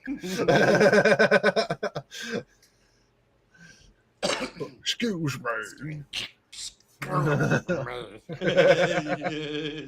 that was so good. That was Yeah. I'll get it. I love Men in Black. I'm gonna have to go rewatch that. All right. Yeah. Are we done with Green Arrow? Never, but Oh. we are for now, I think. All right. Shine a little light on our next book then, Rob. Shine a light on me. Green Lantern number 26, part 3 of the Starbreaker Supremacy crossover with Green Lantern Corps. We pick up where we left off in Green Lantern Corps number 7? 26. Oh, Green Well, no, Lantern Corps. Never Green mind. Lantern Corps, yeah. Yes. 7, something like that, 7 or 8. Had to be. Our intrepid heroes are on the other side of the source wall and we come across the entities, all 7 of them collected, and they win a prize. That prize is the potential to be possessed again. However, Hal says, fuck that. Yeah. Parallax I know what Reborn, you're by like. the way. Yeah. Oh, yes. So The big thank thing you, that we had. Jeremy Adams, for giving me that. Yes. That this parallax that is on the other side of the source wall, within the source wall, is not the same parallax that we've all known in the past. This is a parallax that was reborn out of the entity's own fear of what's coming, or what could happen. Yeah, Fucking you know what? I'm like, that's a thing that can happen, but I'm like, no, fuck it, it's comics. Yeah, it's not Not the greatest explanation, but I'll take it. Like, it's acceptable. Another little thing that's happened is now that they're on the other side of the source wall, the gray, emotionless wave that hit the entire universe no longer affects our lanterns, so they are able to access the emotional spectrum yet again, and then have to now bargain with the entities, or at least Hal does the job of that, knowing full well what it's like to be possessed by one, as does Sinestro and Kyle in this situation. He says, no, fuck that, you're not taking our bodies, but we do need your help, so we will work together as a team. Oh, yeah, it's dope. Yeah. Hi, Russell. Thanks for joining the podcast. Yes. Told you were coming. As I said, if you didn't show up to this live stream, I'd find you, and I know where you live. That's not scary at all. He knows what I meant. I'll pull him outside and play Rivals with him or something. Scary at all.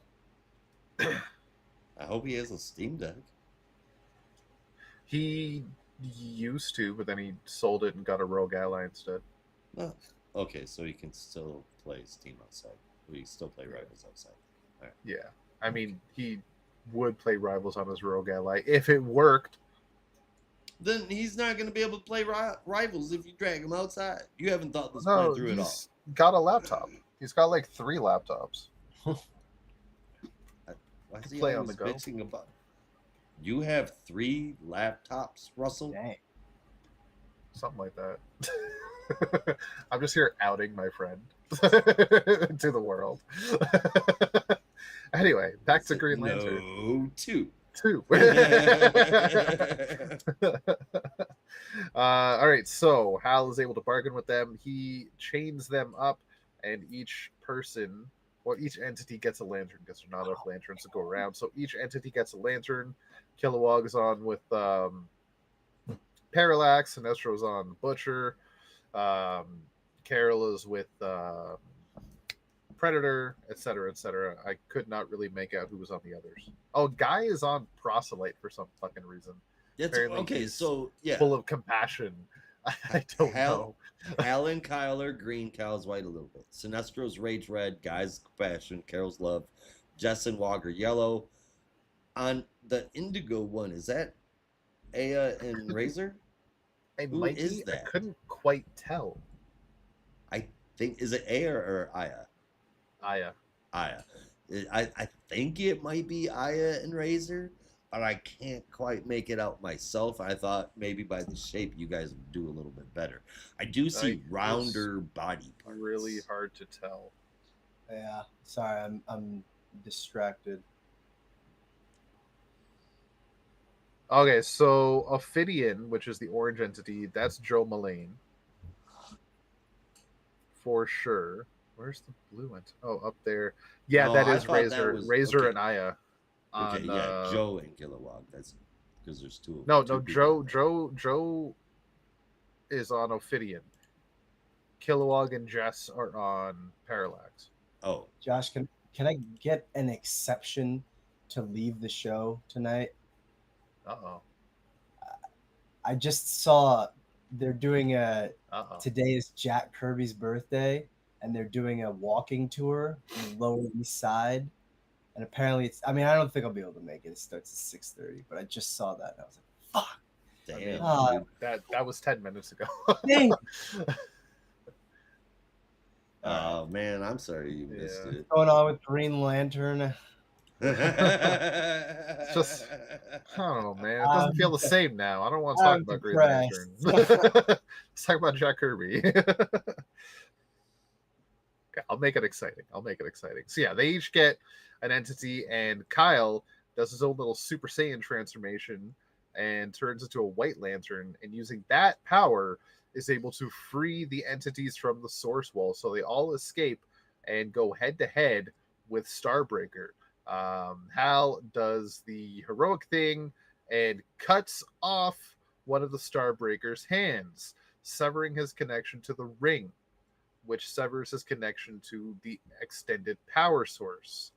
And Ever the Vegeta, Sinestro, not to be outdone by Hal, cuts the hand off the other one. Oh yeah, Because there were motherfucker. two Starbreakers, right?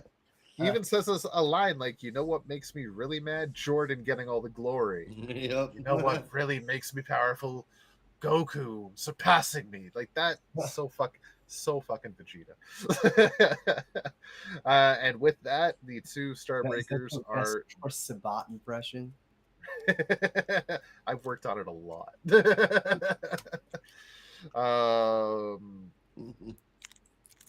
You say the best or the worst? I said, "Is that your best?" Oh, is that my best? No, it's not my best. That is far from my best. Do If your you want, best. I will show you my best later.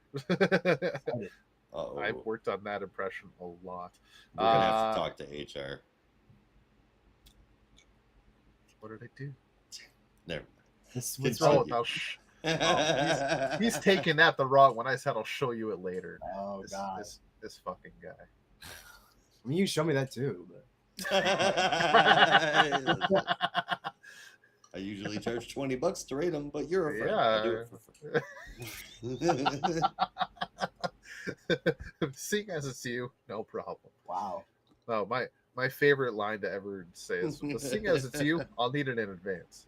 I'll need it in advance. Yeah. It's one of my favorite Bender lines. Anyways, yeah, they take out these two Starbreakers by severing the connection to the rings, and they fly off. Hal says, "Hold on a second.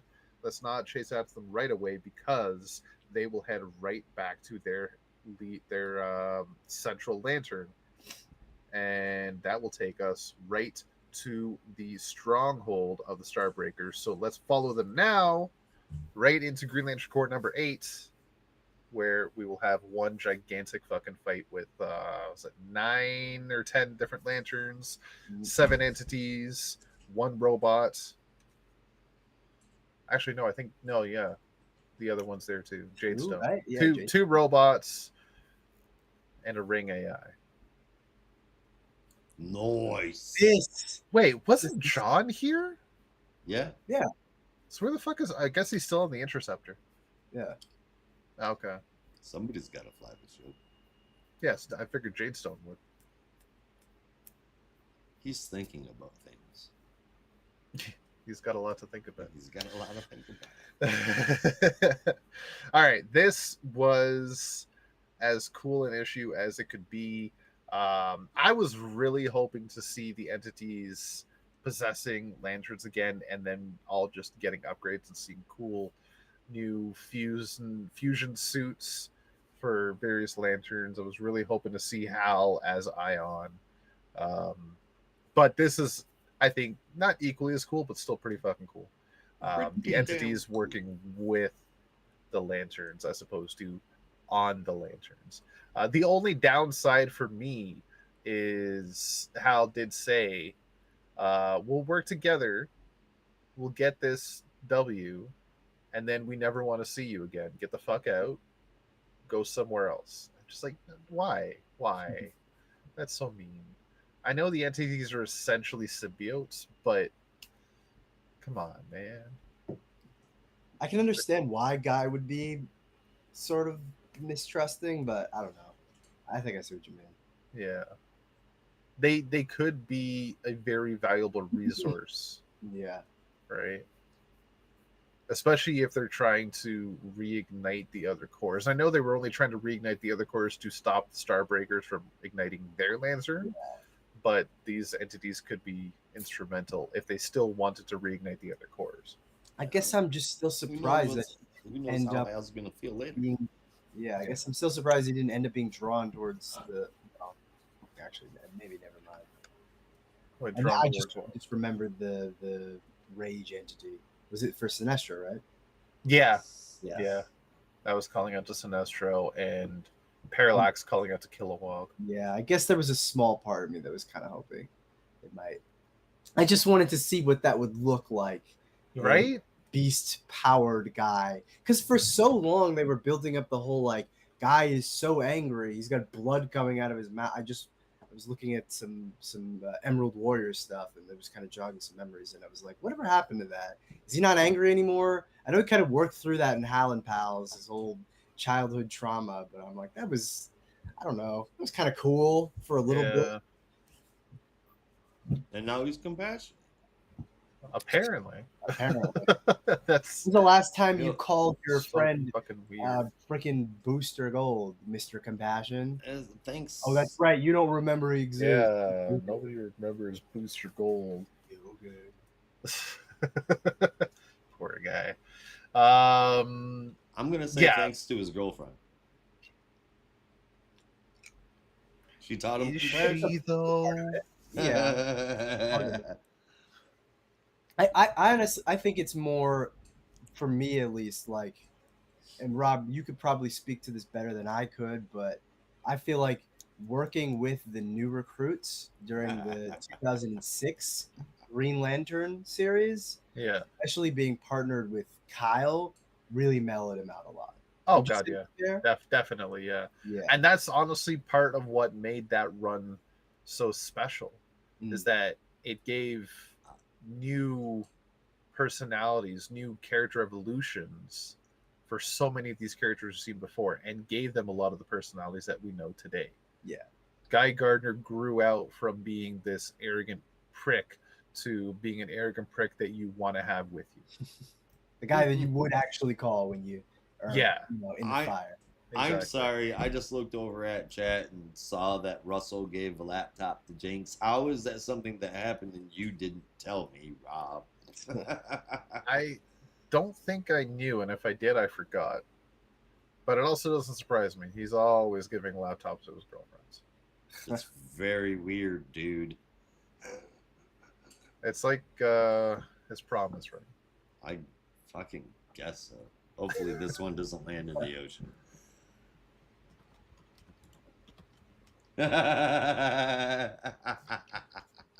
All right, sorry, I didn't mean to interrupt you. Go ahead. This issue, though, this part, very to the point, very, very shonen of it. If that Especially wasn't the guidance obvious, sequence, yeah. yeah. But still a fun part, regardless. I'm loving this crossover so far. I cannot wait to see what happens at the end of this. But more so just adventures post this, because it looks like it's a very cut and dry crossover. It feels like it's a very cut and dry adventure. Not that I'm not enjoying it, but I just can't wait to see what's going to come out of this and what comes after at this point, because I don't even know how many parts it is. It doesn't matter. I think it's 6. Sometimes the journey is just as good as the destination, my friend. Yeah, and don't get me wrong, like, I'm loving the journey. It's just it looks like we could already see the end coming into play, if you know what I mean, right? Yeah. For now, it is 8.75 out of 10. Yeah, no, it's an 8.5 out of 10 for me. It's funny that you said the shonen thing, because during Kyle's transformation sequence, all I could think about was when when Naruto pulls in all of the bijou during the 3rd or 4th Shinobi War, and basically like enters a whole new Six Path State. And I was like, this is such a ripoff, but also it's so Yeah. cool seeing that just epic transformation of him doing that, even if it was only for a moment. So I really dug that. I'm fully with you in that you can kind of see where it's going. But I think for me, what I appreciate is what I was kind of waiting for in the last two issues is like, when are we going to get to that big sort of climactic point? Not the big fight necessarily, but just like the point where, oh, okay, now it's really like off the chain. And I feel like that's going to be next issue now that the stage has really been set.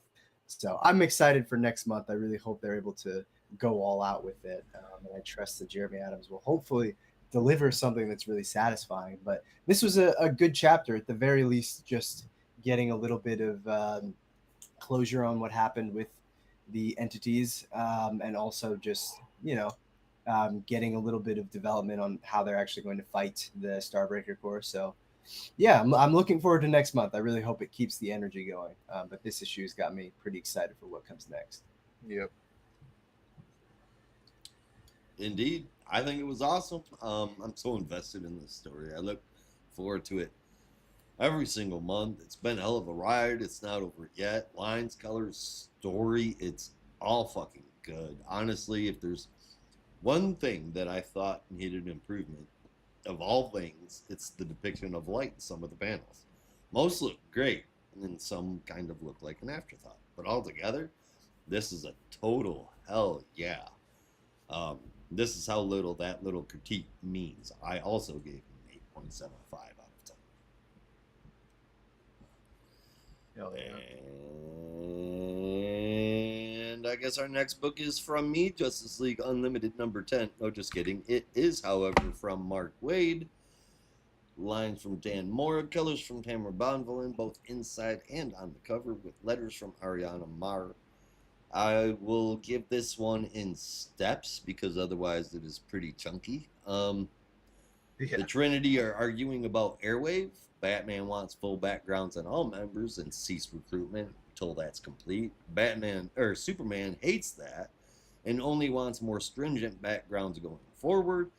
And of course, Diana sees both sides and wants an even middle. They do not find an answer as Superman, believe it or not, it's not Batman, storms off.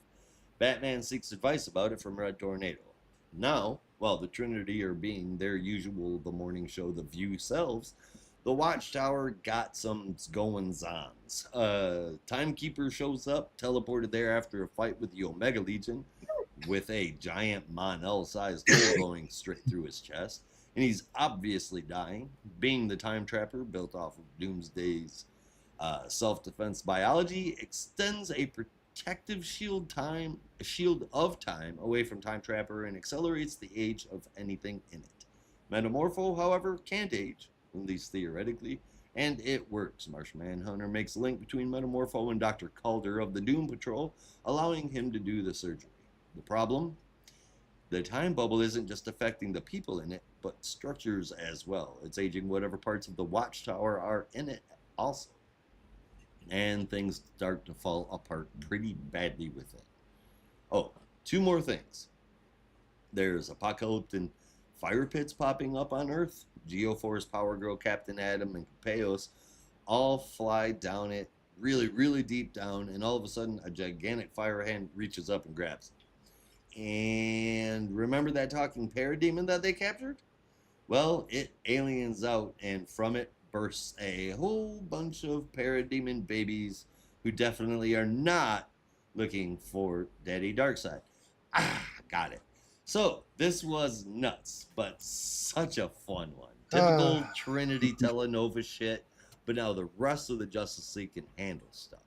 Here's my negative part. They're using characters like Power Girl, who are in Justice League Red. There's other heroes to put in. There's no reason not to. The art, of course, is amazing, and I think that this is easily the best issue of the series so far. I gave it an 8.25 out of 10. Well, I mean, Cyborg is also going to be in Justice League Red, but it's also in Titans, so I don't know. I think superhero. If I've learned anything, Cyborg's the only one that doesn't apply to for some. but if I've learned anything from reading Wolverine comics, which I don't do often, it's that you can be in 5 different teams at once. It is in fact possible. You can be in the new Avengers and the Avengers and the X-Men and also be running school and also having adventures with Spider-Man on the side. It is possible. If Logan can do it, anyone can do it. That being said, this issue was pretty fun. You can definitely see why. Like I think there were a lot of people who were kind of upset about the scene with the Trinity, and I think to a certain degree they're both fair, but also it's a little unfair. I know there were a lot of people online who were kind of upset about Clark's comment about Jason Todd. I do think that was kind of out of line. However, consider the reason I'm willing to forgive it is not because it's necessarily true, because I do think that is unfair. And Jason Todd was a kid just like any other. Bruce couldn't have known how it would turn out. But I think it's just it's like I think people have this tendency to look at someone like Superman and assume that he is impervious to, I don't know, feeling a bit of personal anger or animosity. Do you know what I mean? Like Yeah. sometimes he gets annoyed, you know? So I don't think he meant it that way. I think he was just like, Bruce, you're riding my ass because I wanted to trust everyone in the superhero community. Meanwhile, you literally got a kid killed who may or may not have had anger issues prior to bringing him in. I wouldn't have said that normally, but you're so adamant that I'm too trusting that I'm just getting a little annoyed by it. Is that slightly manufactured? Yes, but at the same time, I think it is justifiable. So I get where people are coming from. I don't think that's the kind of comments Superman would normally make, but given the tense nature of the situation, I can understand why he would have said something like that. But I also appreciate it because I think they do have a point. Like, it is necessary to expand the league. Look at all the shit that's happening in the Watchtower alone right now. But at the same time, can you trust anyone? Is anyone else out there like an Airwave? Are they also sleepers? Who knows? So it's fascinating. I really like it, and I think Mark Waid is. I don't imagine this is going to be like a recurring thing because I think they just want to get past all the bickering and just get to a resolution. But I'm very interested. I very appreciated this dynamic, and I don't know. I'm not opposed to seeing it develop a little bit further. So I gave this one an 8.25 out of 10.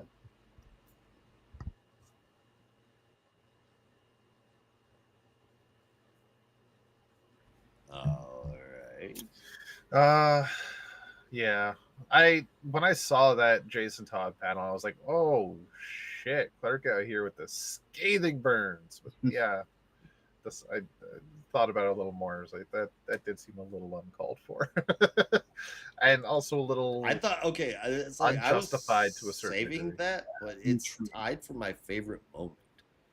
Yeah, it's great because it's off the cuff for Clark, but at the same time, it's also just like, does it really like fit in this situation at the same? I guess I don't know that it just felt a little off. After I thought think about it a little more. Bruce's whole thing is like, you're just trusting anybody even after you know that they're reckless, meaning Airwave, and he's like, didn't you give a costume to Jason Todd? Knowing that, that he was reckless, that he was a reckless youth. Yeah, or I think people are also just looking into it a little too much because it's, again, yes, after Crisis, Jason was like a street hoodlum or whatever, and clearly had some anger problems. But it's also, I think, the added fact that Jason is a kid like any other kid, and that is a risk to bring someone as temperamental as any kid into the life of crime fighting. So yeah, is it uncalled for? A little bit, but I can understand where it's coming from. yeah. Still dope for Clark to like bust that nugget out though. I was like, I literally wrote, arguing in the old headquarters about Airwave. Batman calling Superman too trusting. Superman replies, didn't you give Jason Todd a Robin costume? Big fucking mic drop. That, I mean, hello. Argument one. Right. Game over, son. I gotta. Batman doesn't always win. I want to bring up why the Trinity feels they are the only ones that can have this discussion. That felt a little elitist to me. It felt a little too Illuminati for me, and Old that might have flied I guess. back in like 2006, 2007, 2008 when Yeah. they were reforming the Justice League, Infinite Crisis era, and they had that big fight on the Watchtowers remains. Sure, but this is, and I get what Batman's saying. They might have brought the roster too big too quickly, but you have other vetted members that you could call upon that you can trust to bring into this. It should not be up to just these three people to decide the future of 100 people, right? They were not voted in. They just decided that they're the ones going to make this call. I think that's true. I think Mhm. they don't believe that. I think the Yeah. Trinity doesn't believe that. I think, like I said, old habits die hard, and they have this sort of idea that maybe because they were the first, maybe because they are the most recognizable ones, that they kind of are the ones sort of organizing the superhero community, or they're the axis that the superhero community revolves around, even if that's not necessarily true. And so they just kind of assume that role, even if it's not justified. The detective, I the warrior, just the role would've- model. I would have hoped for more evolution of their personalities when it comes to the Yeah. Justice League at this point. Honestly, you know what you should do, and it wouldn't sell, but I'm thinking like, what if someone had a Justice League book, kind of like JLA Year One actually. What if someone had a Justice League book and it didn't have any of the Trinity, and it was like they form first and then they go and ask the Trinity to join, but they still have their own inner circle where they're like, do we trust these guys? I don't know. Oh Interesting. shit, I like it, and I want Yeah. Black Lightning deleted. Well, it's like Oh, hell because I'm yeah. thinking it's like if you what if your inner circle was like Flash, Black Canary, Martian Manhunter, Green Lantern, and Aquaman, Yeah, and they've already I was formed a thinking league, and fucking they're like, do we if we're bringing in the Trinity, should we trust them? Maybe we'll only bring them in on certain missions or certain projects or something, like subvert it a little bit. Black Lightning, Mara, Wally, Hal, Martian Manhunter, and Hawkman and Hawkwoman. Yeah, Yes. Somebody write that. it would Okay. be very hard to sell because people just want the big Well, three. they would be in it. Yeah. They would be Eventually. in it. They Eventually. just wouldn't be core members. That's a pretty cool alternate universe idea, man. Yeah. I'd be down. He'd be down. Especially after what I said, like they're too full of it's just I went through the whole Illuminati era of Marvel comics, and just they're bringing that back right now Yeah. in the Well, new Avengers. And correct me if I'm wrong, but like, there was a period during that 2006 Justice League of America series where they literally had a secret room. Originally, it was it might have been also in Justice League Mountain, but then they also I had a remember secret. that shit. Yep. They also had a secret room where they would just talk about Justice League stuff. And there's an issue. I remember this where like Black Canary finds out that they've had this room because Ollie tells her, and she's pissed because she basically says exactly what you just said. What gave you the right to run around in secret, kind of ordering us around without us having any kind of input? Matter of fact, on that issue, but yeah, old habits die hard. Yeah. I mean, it felt a little different back then, I would say. And as much as that issue had a lot of talking points, it may have felt a little bit different because of how that league had come about, with the original 7 having so much credence there, having so much weight in the history.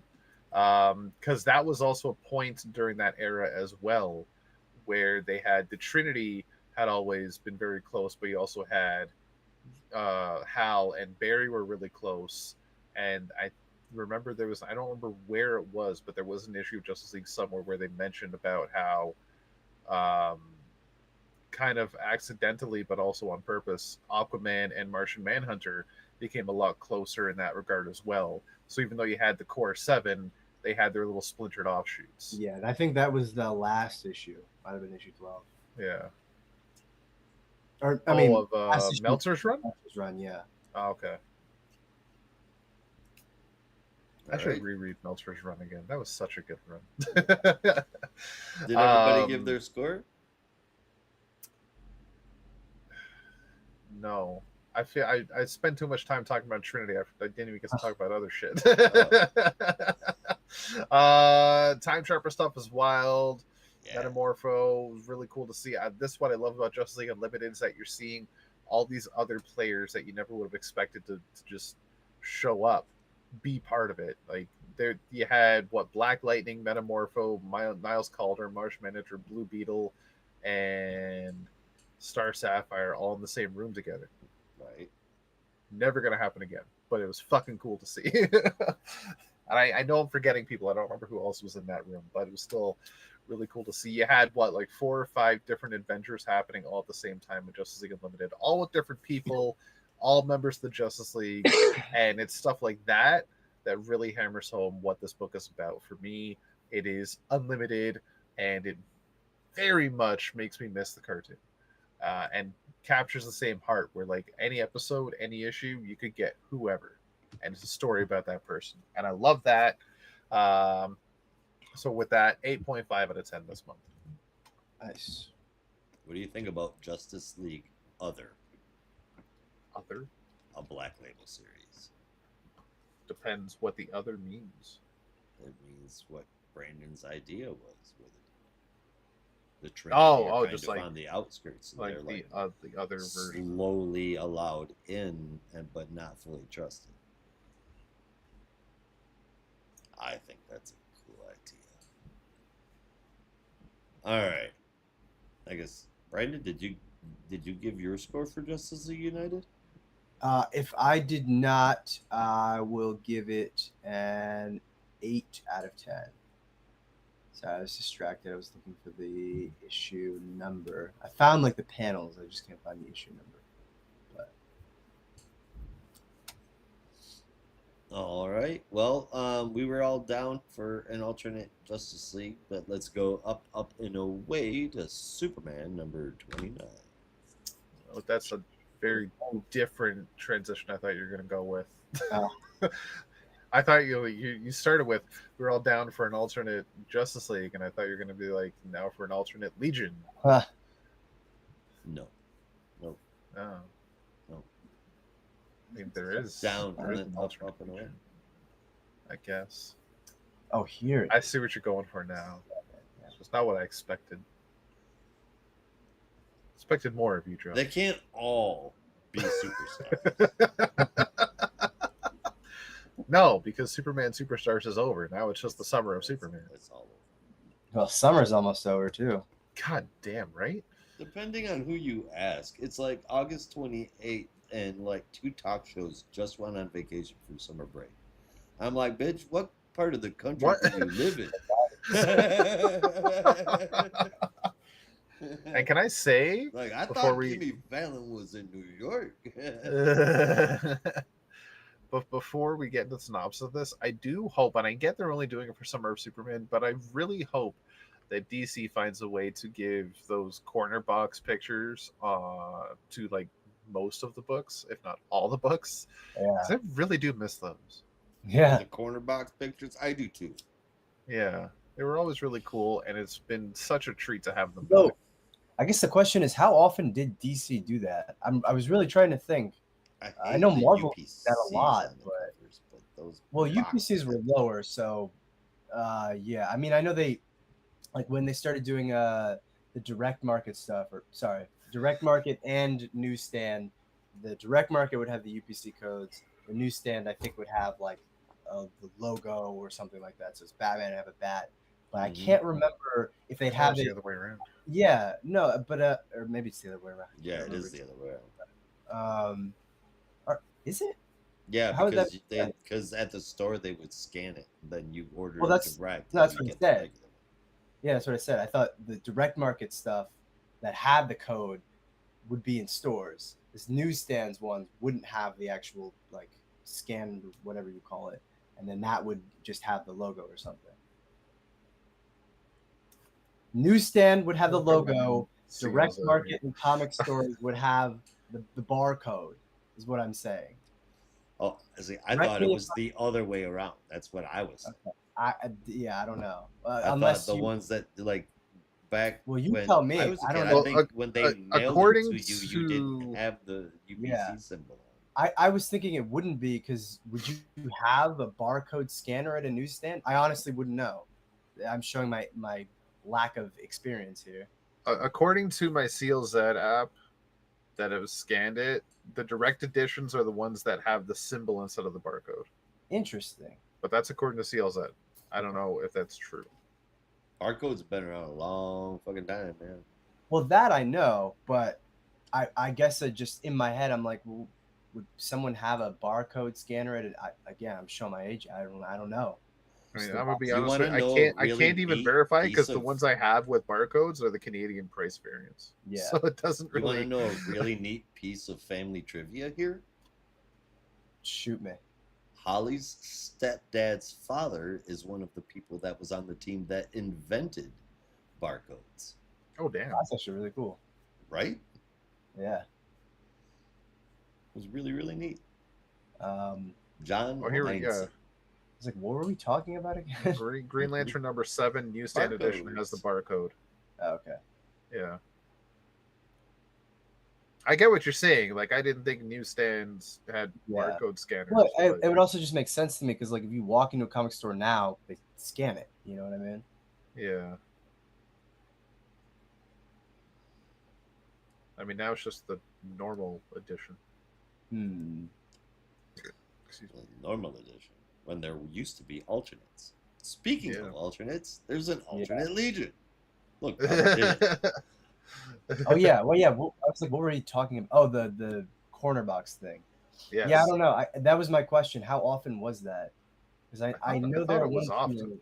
Yeah, I know there were ones in the '90s. Like I can remember issues of Batman that had it, but I don't know. Batman, Superman, Supergirl was on there for a while. Throughout all the Death of Superman, if I remember correctly, it was on there for a long time. Spider-Man was on there. Incredible Hulk was on there for a while. Some early issues of Green Lantern have it. I see here. Yeah, Yeah. I think hold on, correct me. Is he holding his fist up like that with the ring on it? There's various pictures. It depends on whoever the lead character is. There's ones with John, and not every issue has it apparently. There's one with Hal where he's like running. Yeah, because Anyway. like I mean, I'm looking at my Death of Superman 75 right now, and that has it in the corner. For sure. But Like I all also of have those. the New Gods from the 70s next to it, and that just has the classic 70s DC logo. Yeah. So that was my question. Like, how often was that?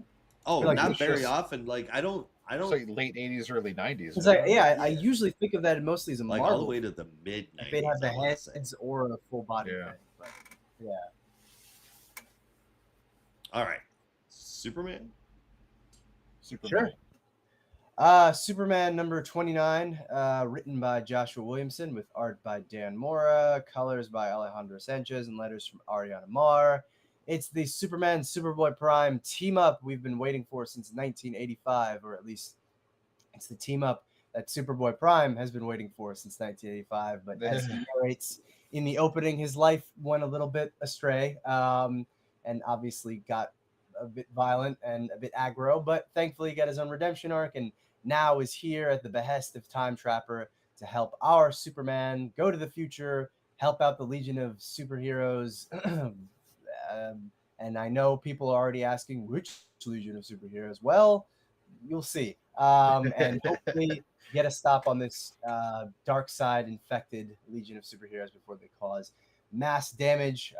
So in a very meta fashion, as Rob pointed out earlier in the week, Superboy Prime punches through reality. Yep, he does it again, and manages to break through the comic barrier and travel through time to the 31st century, which has been completely decimated and ravaged, which Superboy Prime also points out is a little bit overkill. At that point, Clark is obviously feeling a little bit upset, but also frustrated that Superboy Prime seems to think this is not a joke, but not quite as serious as he seems to be taking it. And at that moment, they run across Cosmic Boy. Which Cosmic Boy? I think the one from the 3 boot. I don't know. They don't really specify, but as you'll come to find out later, that may not matter as much. This Cosmic Boy, however, leads them to the hideout of various members of the Legion, including Dawnstar. Which Dawnstar? I don't know. Maybe also the 3 boot, maybe the Bendis one. Not clear either. As well as Polar Boy, who this one I definitely know is from the 3 boot, and several different versions. In fact, all the different versions of Brainiac 5 who have managed. I thought to Polar take Boy was from the Legion of Substitute Superheroes. I mean, he joined the Legion later, but yeah. I don't remember that. Okay. Yeah, well, that was kind of his whole thing. Him and Night Girl were the only two that actually graduated from the subs, but obviously still get shit for being subs, which is a thing that I always kind of enjoyed. But yeah, they're not like the rest of them. They're not like Rainbow Girl and Chlorophyll Kid, who are still kicking it around in the Legion of Substitute Heroes. Anyway, I can go down a rabbit hole. Four different Brainiac 5s are basically examining a Omega infected version of Brainiac that they're hoping to gain some insight from to take down Darkseid and hopefully take down the Legion as well. Superboy Prime is making more jokes about how they now have 4 different smart assholes in the room, which is totally unnecessary. Clark chides him for a moment, but is interrupted by a really freaked out what was I forgetting his name? Starman. When is Starman not freaked out and crazy? At least in the last 20 years. Who calm down, Tom. Sort of feeling very defeated after having lost this grand Legion war, which, god damn, I wish we could have seen that. That would have been cool. But anyway. Right. I would have read a whole issue of that fight. If only to see more of the Legion, but would have read a whole mini series of that fight. Yeah, that'd be great. I'm sure we'll get a flashback at some point. But Superman is able to give him a pep talk, as well as the rest of the Legion a pep talk, and just sort of inspire them to not completely give up hope, even if the future looks like it's doomed.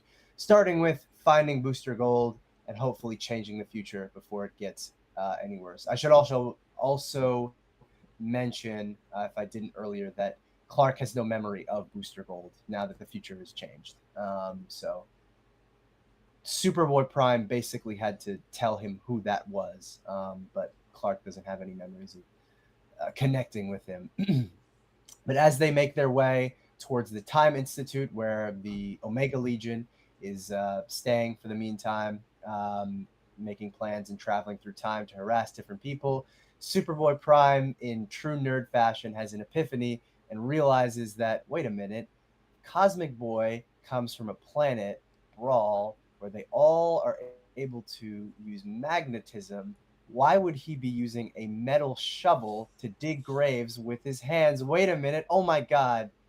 It turns out it's the Omega affected or Omega Legion version of Chameleon. Because it's always been a Durlin. Because it's okay. I just want to say this. It has, you get so loud, I feel like God's talking to me. Look, Durlins have a nasty history, yes, but Chameleon Boy is, I can't believe I'm about to say this, and I feel nasty even saying it, one of the good ones. The only reason he's bad here is because of Darkseid, not because he's a Durlin, okay? There has been a total of 2 good Durlins. That's it. All right. I'm gonna one stop. of the good ones. Someone says something problematic. I mean, that number can be amended if you count how many versions of Chameleon Boy there have been. Well, there's also Chameleon Girl, and okay, I didn't know there was Chameleon Girl. So I don't know. 3. probably some other peaceful versions that we haven't seen yet. Yeah.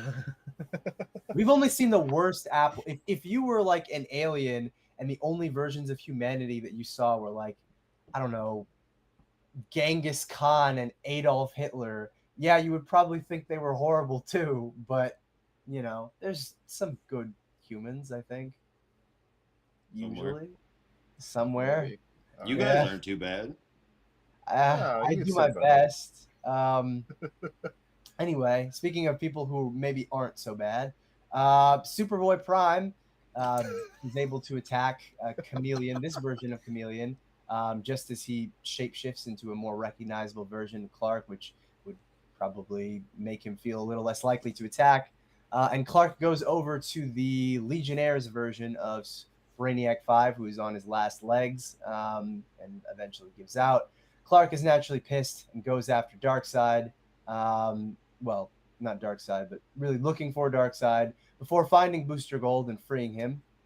Booster then fills him in on everything that has happened in the 2 years since he's been gone, which includes witnessing this great Legion war that we keep hearing about before eventually being captured by the Omega Legion. But before they can escape, who should arrive but the Omega Legion? And as much as I hate to say it, these costumes are fucking pimp. Yes, they're evil, but they also look awesome, especially Starman. Oh my god. That Starman Omega costume is so cool. I wish it was the regular Yeah. costume, but that's and Timberwolf looks badass. But anyway, neither here nor there. Lightning Lad, this evil Lightning Lad, is able to basically subdue Superman and bring him to his knees. And even before Clark can get a second wind, who should turn traitor but, you guessed it, one Superboy Prime, who states if you can't beat him, join him. That's right, Superboy Prime is teaming up with his own Legion and is going up against Clark. I wish I could say I'm surprised, but I'm not. I'm a little disappointed, and I'm hoping that maybe there's a little bit more to this betrayal than we know. But as for this issue, I enjoyed it immensely. I can imagine it may be a little bit of a divisive one if you're not a fan of Superboy Prime. Josh, I know it's not exactly your favorite character in the world. That's completely understandable, but I love the shit out of this one. Prime is a guilty pleasure for me. And not only that, you have Prime and various different versions of the Legion of Superheroes, all in a rather precarious situation, but doing their best to hold on. And I really just want to see where the rest of the Legionnaires are holed up. And hopefully you can get that somewhat cliched but accurate description that Superboy Prime gave, where all three versions of the Legion come together and fight against Darkseid. Because yes, I know that is totally predictable, but fuck it, I want to see it anyway because that sounds awesome. So I really enjoyed this one, and I'm looking forward to more Legion goodness, as well as more Prime shenanigans in the next issue. So I gave this an 8.5 out of 10. I was really happy with it. Yeah. For me, the opening pages look like every single other time that we've seen Superboy Prime pop up in a book. Like, we've seen his origin story a lot. I don't mind breaking the fourth wall. I enjoy it. But the rest was kind of mid. And there is a lot of fourth wall breaking. However, the rest of the story, pretty good. Then we get to the end with the betrayal, and I would like to assume it's a pretty obvious fake out. It would seem odd to be like, because we've had internal monologue from Prime talking about how he wants to be better and yada yada. Yeah. So I think this is a fake out. To me, it's a little bit obvious one. The art is absolutely amazing. Again, most of the issue I enjoyed, with the exception of what I mentioned. This is just so very much generically using Superboy Prime, or maybe it's just that Superboy Prime feels like such a generic character. But likely, it's both. I gave it a 7.5 out of 10. They managed to use a character that I can't stand and made it all right to read. Impressive Williamson. I think it's because they kind of leaned into the kind of silliness of Superboy Prime, where Yeah. past iterations he was always so edgy and just needlessly evil. Well, it's more like, but yes, definitely. But I feel like they lean more into, before it was Superboy Prime hates the modern DCU because it's become too dark, and I want things to go back to the 80s.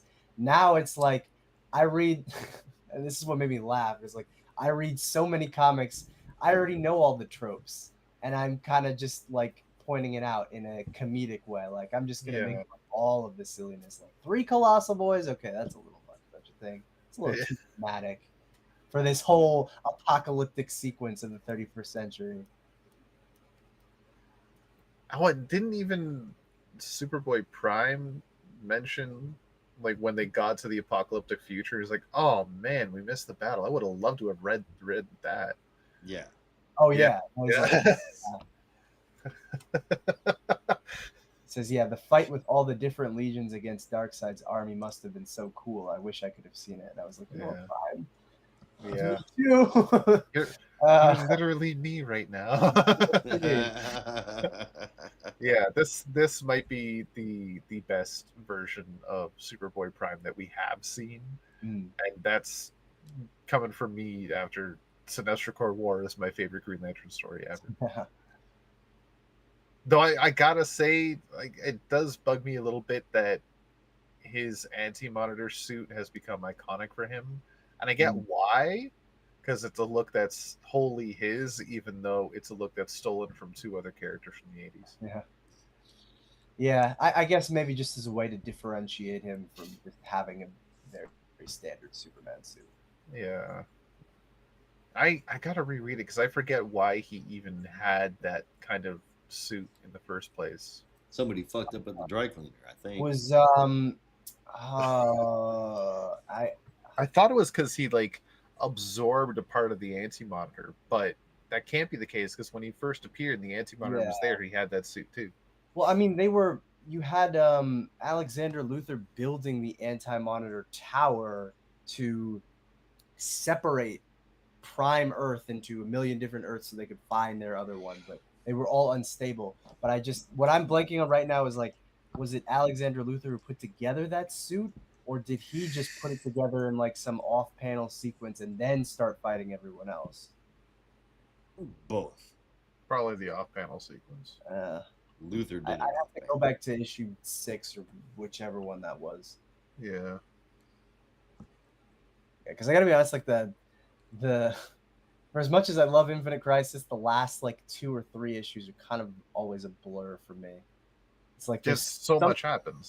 Something, yeah. It's like after the Earths separate and they're all unstable, and then Superboy dies, my brain goes foggy, and then I remember Superboy Prime flying towards Oa, and then I remember everything else after that. But whatever happens between Superboy's death and Superboy Prime flying to Oa is just like lost in my brain. Yeah. Yeah, I gotta reread it as well. I know I have it around here somewhere. Oh, it's right there. Okay, yeah, maybe I'll go through it today. It's giving me dirty looks. Next time Jeff Johns comes to Fan Expo, that's what I'm getting signed. Hell yeah. Yeah, no, this is still really cool though. I was always kind of a fan of Superboy Prime, so I was excited to see this and him being a fourth wall breaking zany person. Hey, I'm a fan of Captain Carrot too, so this is right up my alley. And honestly, he's got to break the fourth wall because he shattered the other 3. There's none left for him. Yeah. Yeah. Enough, I suppose. And at least I'm just glad he's like his arc has really come full circle. Yeah. At least he's not like, you know, oh, they'll never forget me, and I'm gonna write on message boards and insult you and be like, I'm coming back, you stupid readers, I'm coming back, don't worry about it. Now it's just like, you know, yeah, I'm all good. He's mellowed out. It's mellowed out. I appreciate it. Yeah. He's gotten past his Reddit phase and come into his like Let's get off the hive mind phase. Yeah, I like that. I like Yeah. that for Superboy Prime. Yeah. It's honestly like really cool to see this evolution of the character over all these years. Definitely. And the Legion is just fucked. It's so Yeah. fucked. And I know I was joking about the Durlin thing, but it's seriously the first thing that popped in my head because I joke with you guys a lot about it was a Durlin all along. You know how much I hate that. I know. And that's the more you hate it, the more I'm gonna do it. I'm sorry. Just the way the cookie crumbles. Yeah, that's the way the fatality fails. I- Anyway, I have many issues with that storyline, as you know. But obviously, one of my first loves is the Legion, so I can't completely write off Durlin's because I love Chameleon Boy too. But I still hate that, and that's that, understandable. Yes. It's very understandable. There are many things wrong with that run, and that was one of them. Yeah. One of the And biggest. if you've been reading like Green Lantern for the past 2 years, you would have every reason to hate Durlins because literally two of the biggest villains of the whole United Planets storyline were Durlins. That Yeah. being said, those are just two Name bad Durlin? examples. Yeah, Durlins are Or I don't know, maybe it's like something.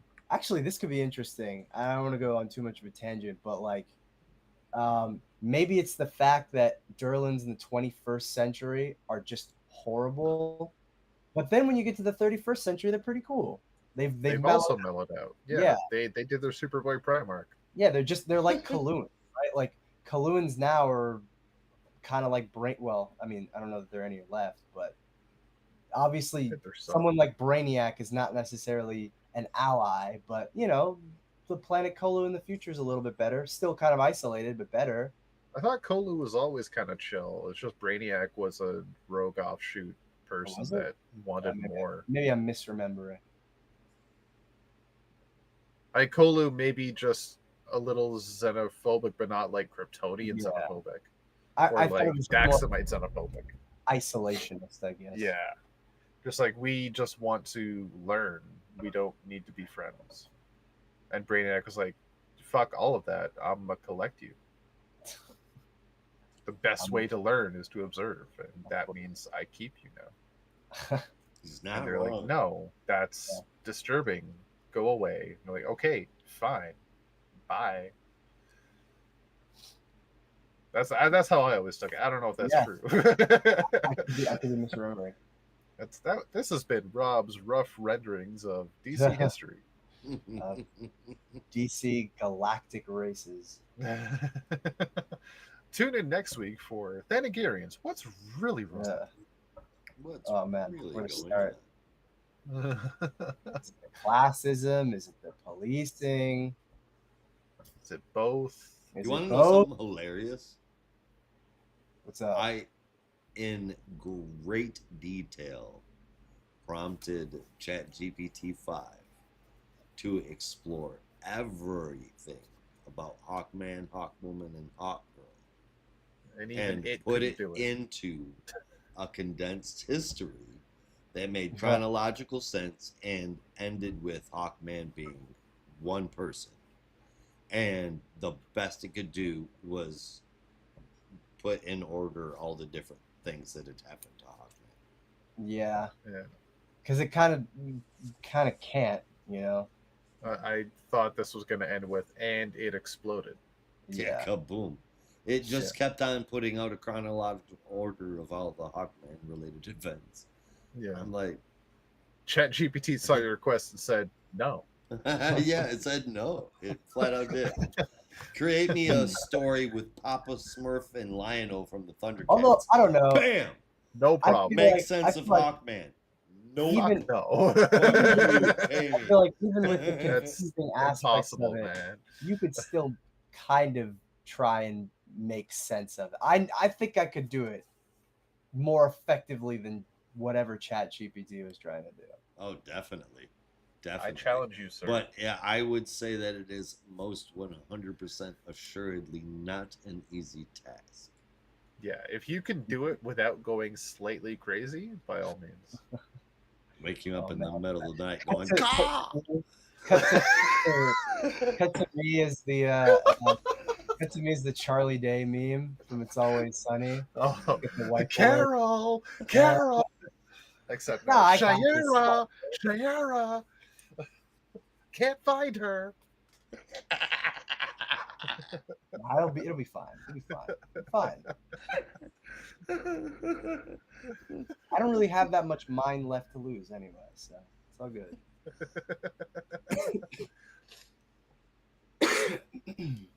No.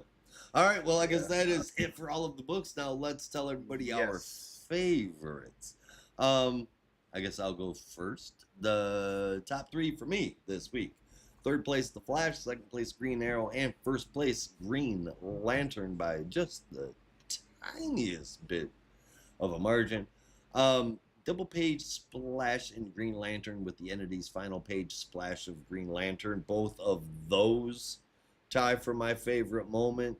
And then, of course, when they did the Jason Todd Robin costume thing, that was awesome. And then I think my favorite is actually going to be when Metamorpho in Justice League Unlimited starts operating on Doomsday, and Carol says, "I demand a new horoscope. Today's failed me." Molly's me too. That was awesome. That That was was not awesome. on my bingo card for this year. Yeah, right. I demand a new horoscope. Today's failed me. That was Yeah. wonderful.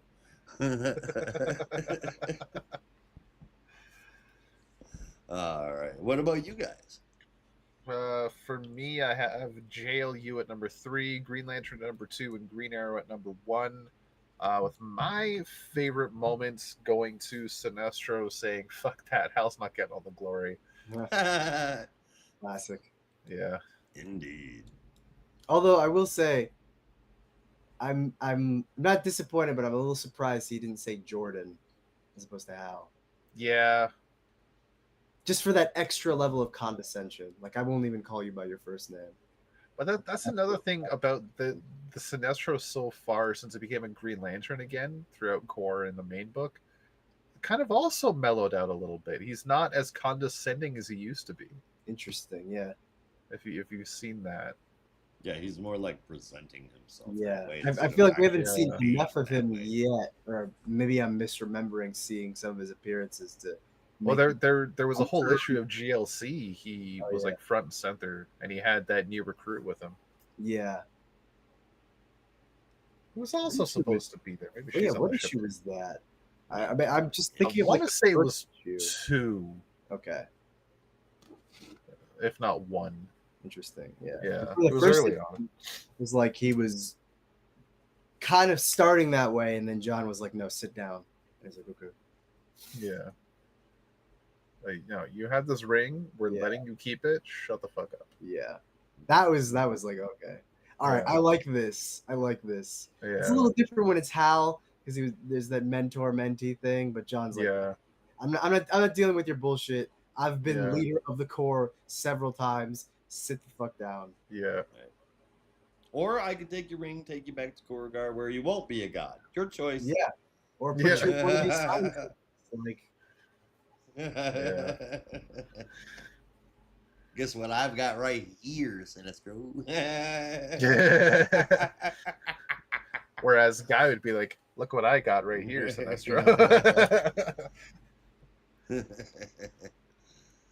What about you, Brandon? What's your top 3 and favorite moment? number 3, I also have JLU. Number 2, Superman number 29, but first place got to be Green Arrow number 27. My favorite moment, if only because it was like, I mean, there were some funny moments this week, but this was the one that just it really got me. Was right before they're about to go to the Time Institute when Prime says, "Hey, so my nerd brain just caught a plot hole. If Cosmic Boy has magnetic powers, Yeah. why was he using his hands on the shovel to dig the graves?" And it got me not even just because like that was such a out of pocket thing to say, but it was the thing I was thinking about. I was like, wait a minute. Oh, Cosmic Boy. I was like, oh my god. So I am Prime. Yeah. I always knew I was.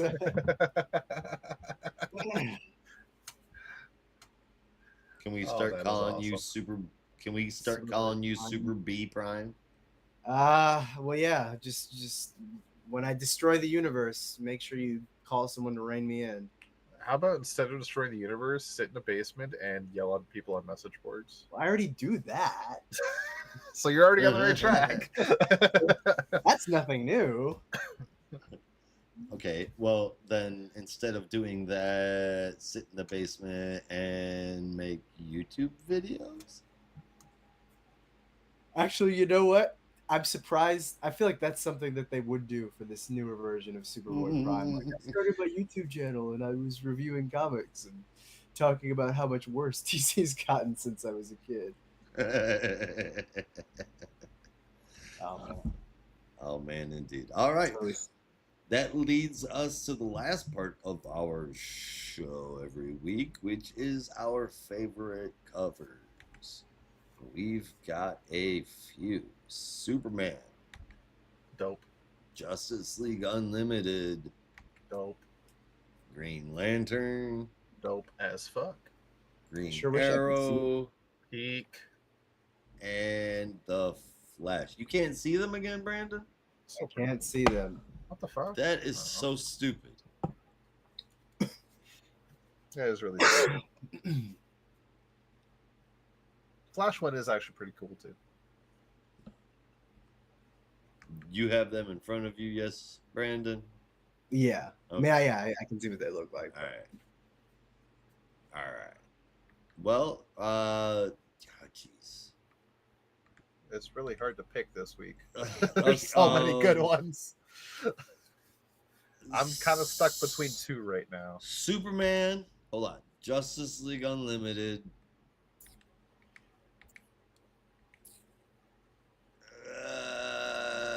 Green Arrow.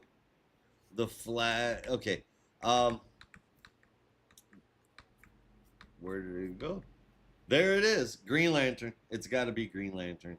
That's That's your just number one? fucking cool. Green Lantern's Right on. my number one. Yep. Nice. By a very, very, very close race. Flash, Green Arrow, and Green Lantern are also so cool. Yeah. And the other two are not bad. Yeah.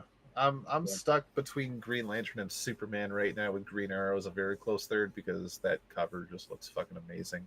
Yeah. I might have to also give it to Green Lantern because of how dope it is, and it has a connecting cover with GLC number 7, which I have, so I have to pick up this issue.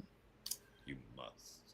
Well, in that case, I'm gonna pick up the one you left behind and go with Superman 29. I think mostly because I'm such a Legion head, any reference to Legion is gonna be a win in my book. But also, it's such a heartbreaking cover, especially after everything Superman's been through in the past 2 years. Like, just Fucking being A, right?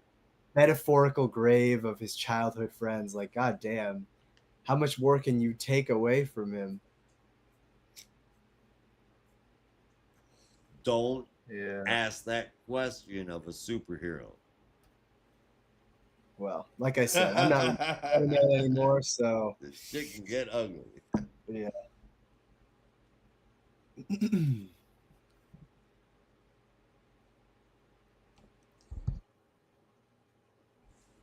Brandon, what's your favorite cover? Oh, you already said it. You I just said it. Superman. All right. Well, I guess then that is it. If I'm getting people to repeat shit, then we have run out of things to say. Thank you, everybody, for watching. We will be back next week covering all of DC's weekly releases. Same geek time and same geek channel is what we always wish happened. And that's the show. We're getting out of here as well. So you'll have to as well. Be careful out there. And remember, in the Geek Matrix, everybody has a home in the Geek Matrix. You are not alone. Peace.